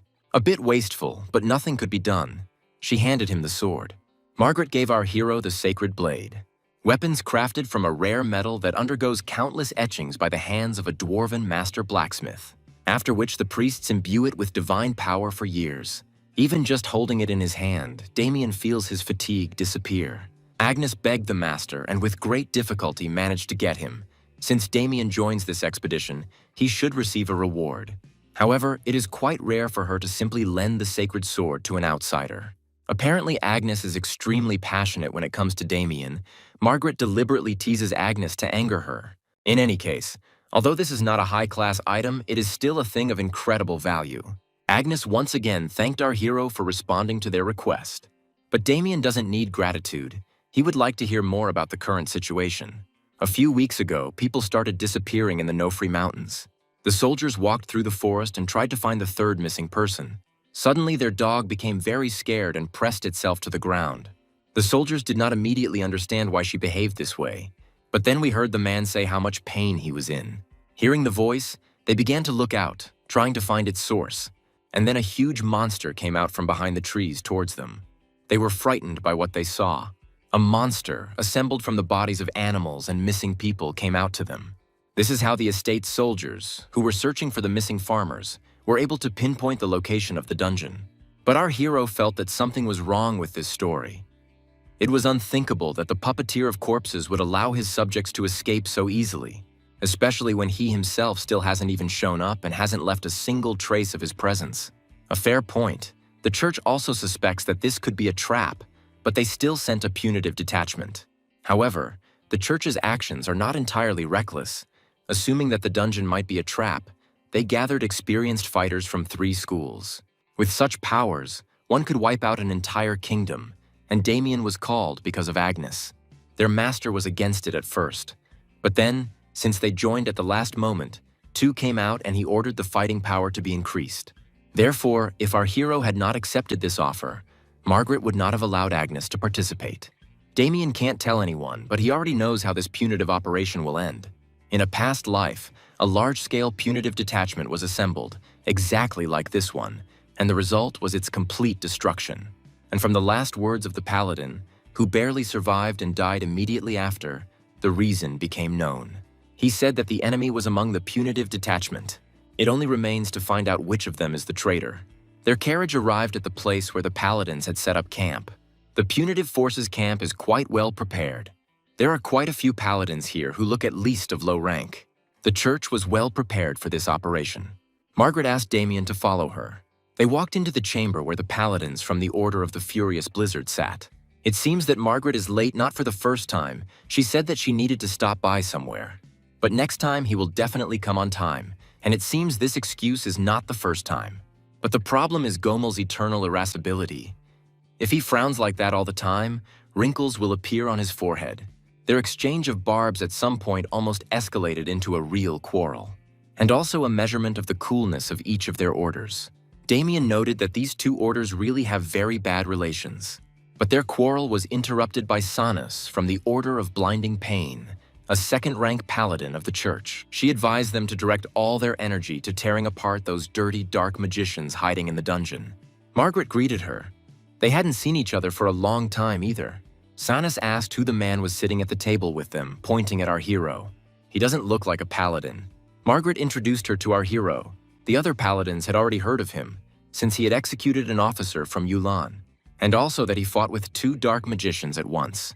Margaret excitedly told them that Agnes had gone personally to recruit him, and she had thought her shy. Damien is not just some outside force, he has many merits to their order, so he was recognized as an ally. Gomel noted that it is indeed risky to involve untested external forces in such an important operation. But Agnes defended this decision. Some paladins believe that the stranger may have other intentions, since dark mages have already planted a spy within the order. This Gomel is quite cautious, but Margaret asked him to watch his language and not cross the line. However, Sana supported this idea, saying that it seemed dangerous. Gomel asked Damien's permission to ask a question. The paladins joined this punitive detachment to execute heretics and prove the greatness of the god. Therefore, he is interested in what reason brought the nobleman here. Our hero was about to give his answer, but a paladin burst into the room with an urgent message. Scouts on the mountainside encountered a flesh golem. Many faces on this ugly body are screaming for help, for pain, for mom. It is unclear how such a terrifying creature can exist. Suddenly, the monster's behavior changed to anger, after which it began to randomly attack the paladins. Margaret caught her comrade, who did not have time to dodge the powerful blow. The guy lost consciousness in her arms. The monster emitted gases from every crack in its body. All the greenery around immediately withered. The paladins protected their bodies with divine power from this potent poison. They'd better focus on defense until the attack is over. But Damien surprised everyone again. He does not let this poison into his body with the help of aura. And while the others were focused on defense, our hero approached the golem quite close. The many heads on the ugly body began to scream, begging them to go away. And the largest mouth began an attack, from which our hero also defended himself with an aura. After this, the monster decided to attack with her fists, but Damien stopped this attack with his holy sword. He told Gomel the reason for his arrival, which he so wanted to hear. Agita, that damn dark mage, cursed his domain and tried to kill his entire family. After everything I've been through at his hands, killing one of them won't be enough for Damien. That's why he won't stop until he kills every one of these creatures. This answer shocked Gomel, but he was no less shocked by Damien's strength. At the same time, the enemy is trying to find out from one of his own, Dylant, why he gave away the location. After all, only the three of them remained from Yulan, and the paladins are now building a perimeter outside. But there is a man who has ordered the kingdom to be shaken, so Dylant decided to start by destroying the church's fighting power. Their mysterious leader hasn't appeared for a long time, but Dylant won't let anyone insult him. Perhaps this mysterious leader would even like it if he created a golem using the flesh of a dark mage. Kite attacked them from behind and grabbed them by the heads. Dylant ordered him to take them to the sewing room. He would immediately carry out the procedure. Kite listens only to him. He created a loyal subordinate for himself, who carries out all orders without question. This time, Dylant will create a true masterpiece that will definitely satisfy his enigmatic leader. And if it is the corpse of a paladin, he will surely give them an answer again. Sitting in this cave, he controls the golem, which is now fighting the paladins. Then the puppeteer saw that there was someone else besides the paladins. He saw Damien find the core with one blow and pierce the golem. Dylant can't believe that someone who isn't even a paladin could so easily break through the trials he had prepared. Then the puppeteer decided that our hero would be the ideal ingredient for the next creation. He asked his mysterious patron to wait until he caught the perfect ingredient and used it for his purposes. This will be his greatest masterpiece. It seems like this is how the Death Knight appeared last time. However, now fate can change, because our hero has a power that he did not have before. The next day, a squad of paladins approached the cave. If they want this punitive operation to be successful, everyone must understand their roles and responsibilities. The first to go will be a furious blizzard under the command of Gomel. The flaming ones will cover the rear from sudden attacks. And in the center, the blinding pain squad will use its powers to support both the front and rear as they advance. This structure allows for the most effective use of the various powers that each order possesses. Agnes was upset that they were in the rear. She would have liked to be on the front lines and cleanse the world of these heretics. But Dionisio promised to sort out the details and open the way, and the flaming ones should save their strength for the decisive battle. He told Damien that his performance yesterday was really impressive, although he himself is not at that level yet. But a stranger always remains a stranger, so Dionisio will keep a close eye on our hero. Agnes advised him to stop talking nonsense and return to his position. Before they catch the puppeteer with a corpse, it would be fun for Damien to find the traitor inside the church first. And since that was the case, he called Agnes to follow him to catch the puppeteer of the corpses.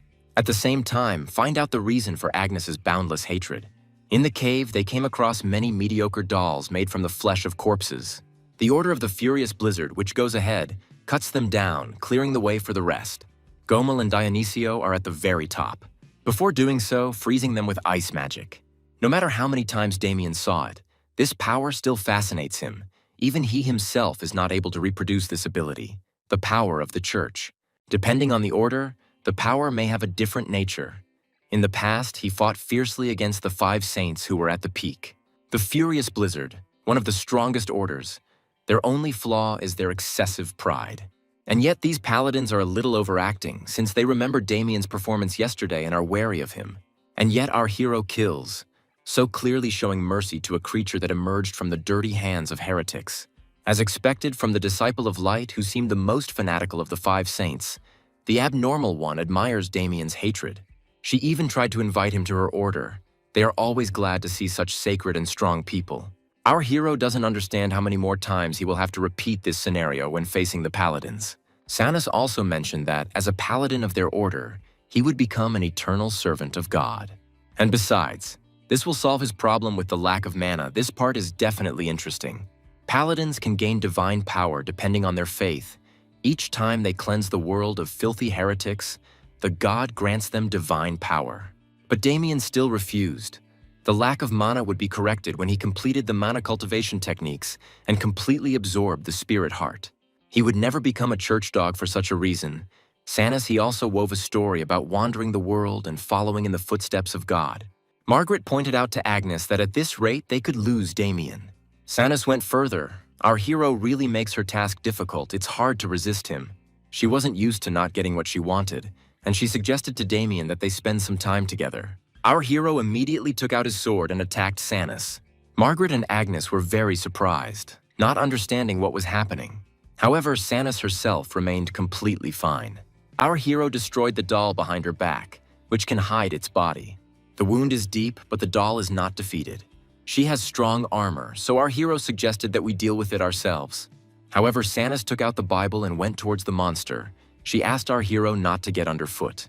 Damien is amazed, has enough power to neutralize a high-ranking flesh golem with a single book. The enemy is attacking from the rear. Margaret will deal with it, and Sanus must return to her position. It's a shame, but Sanus promised Damien that they would definitely find time next time. Agnes, of course, sees it a little differently. She thinks that Sanus is luring our hero to lectures on the Bible, and he experiences a kind of jealousy, which made her feel sad and depressed.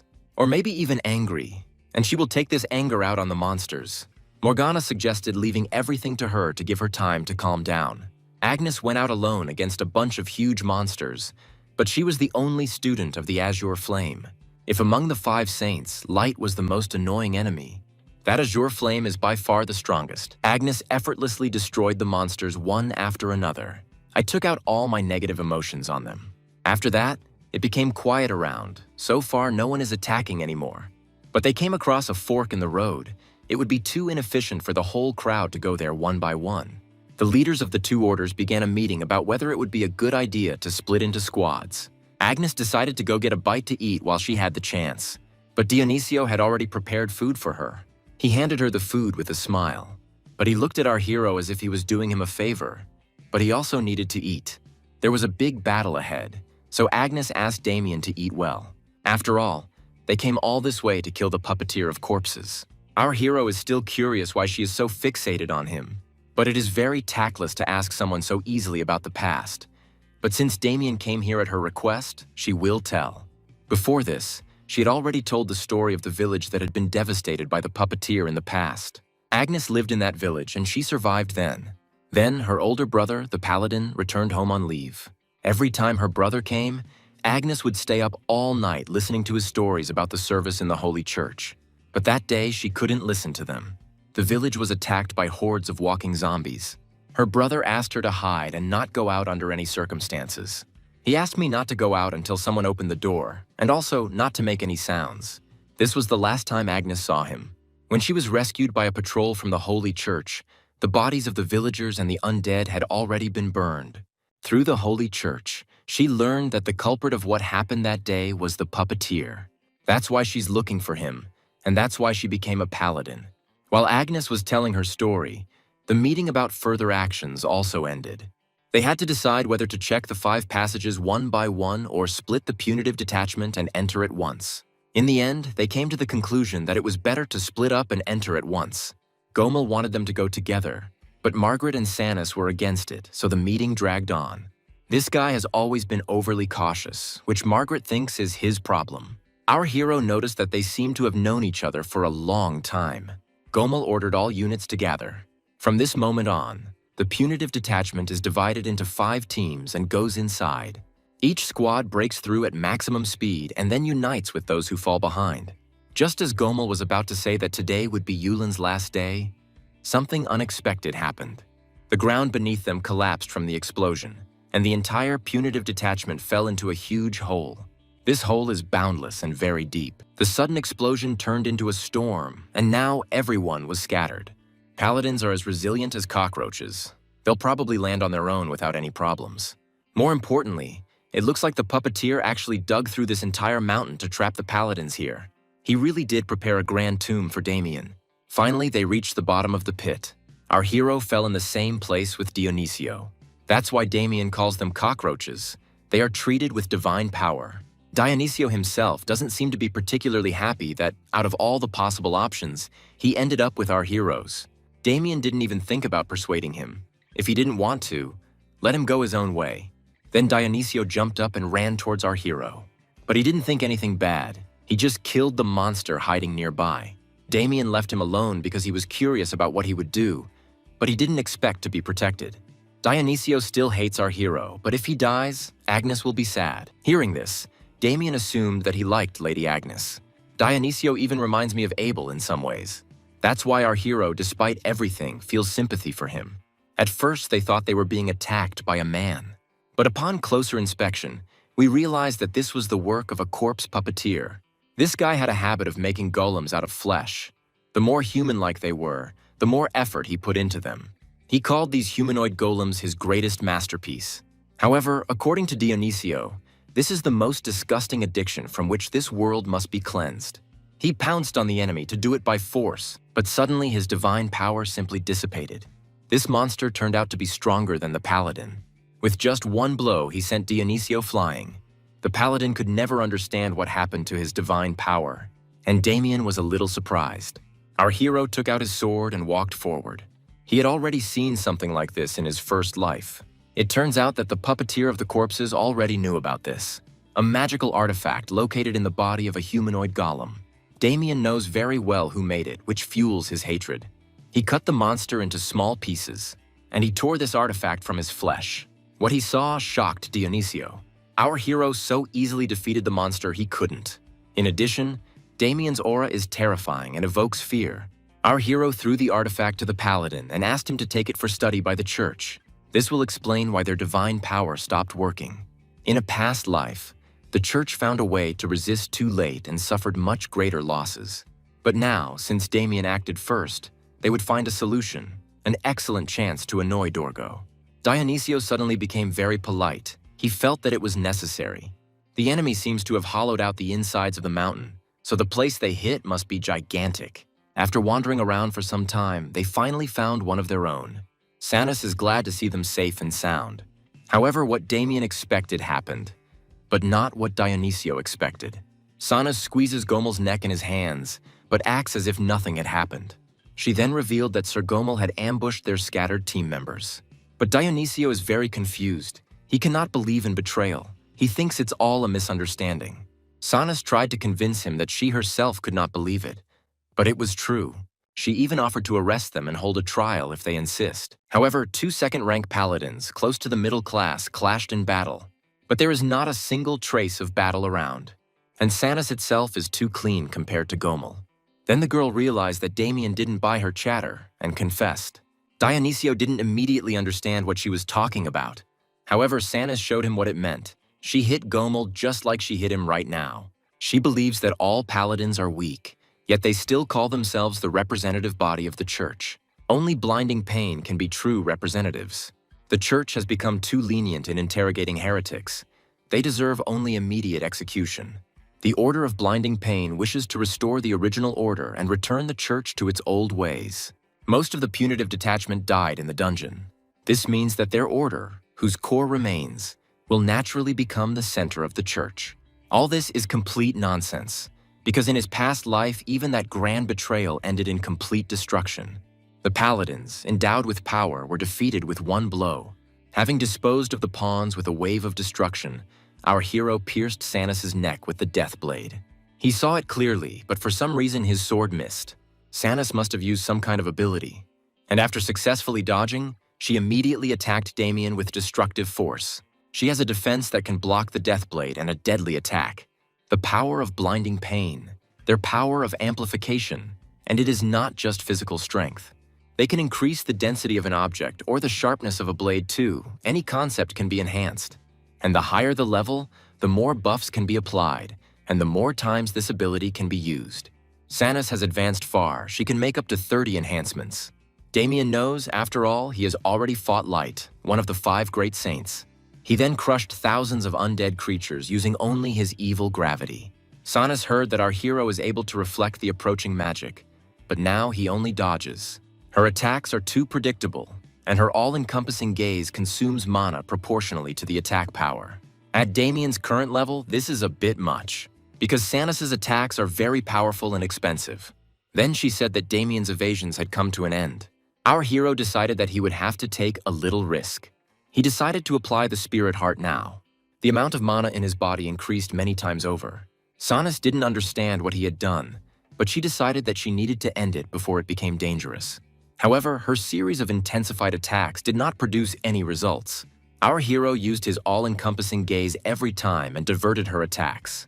Besides, he himself gave her a good punch. Dionisio and Gomel are amazed by such power. But since our hero refuses to be cut, Sanis decided to try something a little rougher, although now she is unlikely to be able to respond with anything worthy. Meanwhile, Agnes and Margaret landed in another part of the pit. Most of the rank-and-file paladins were killed, and something about that didn't feel right. The two of them were very unlucky, because they fell right on top of the corpse puppeteer. Although he's not particularly interested in these girls, he would like Damien to fall here. Since no one saw the puppeteer of the corpses, they did not immediately understand who was in front of them. But this even slightly offended the enemy. They came here to kill him. He greeted his materials and introduced himself.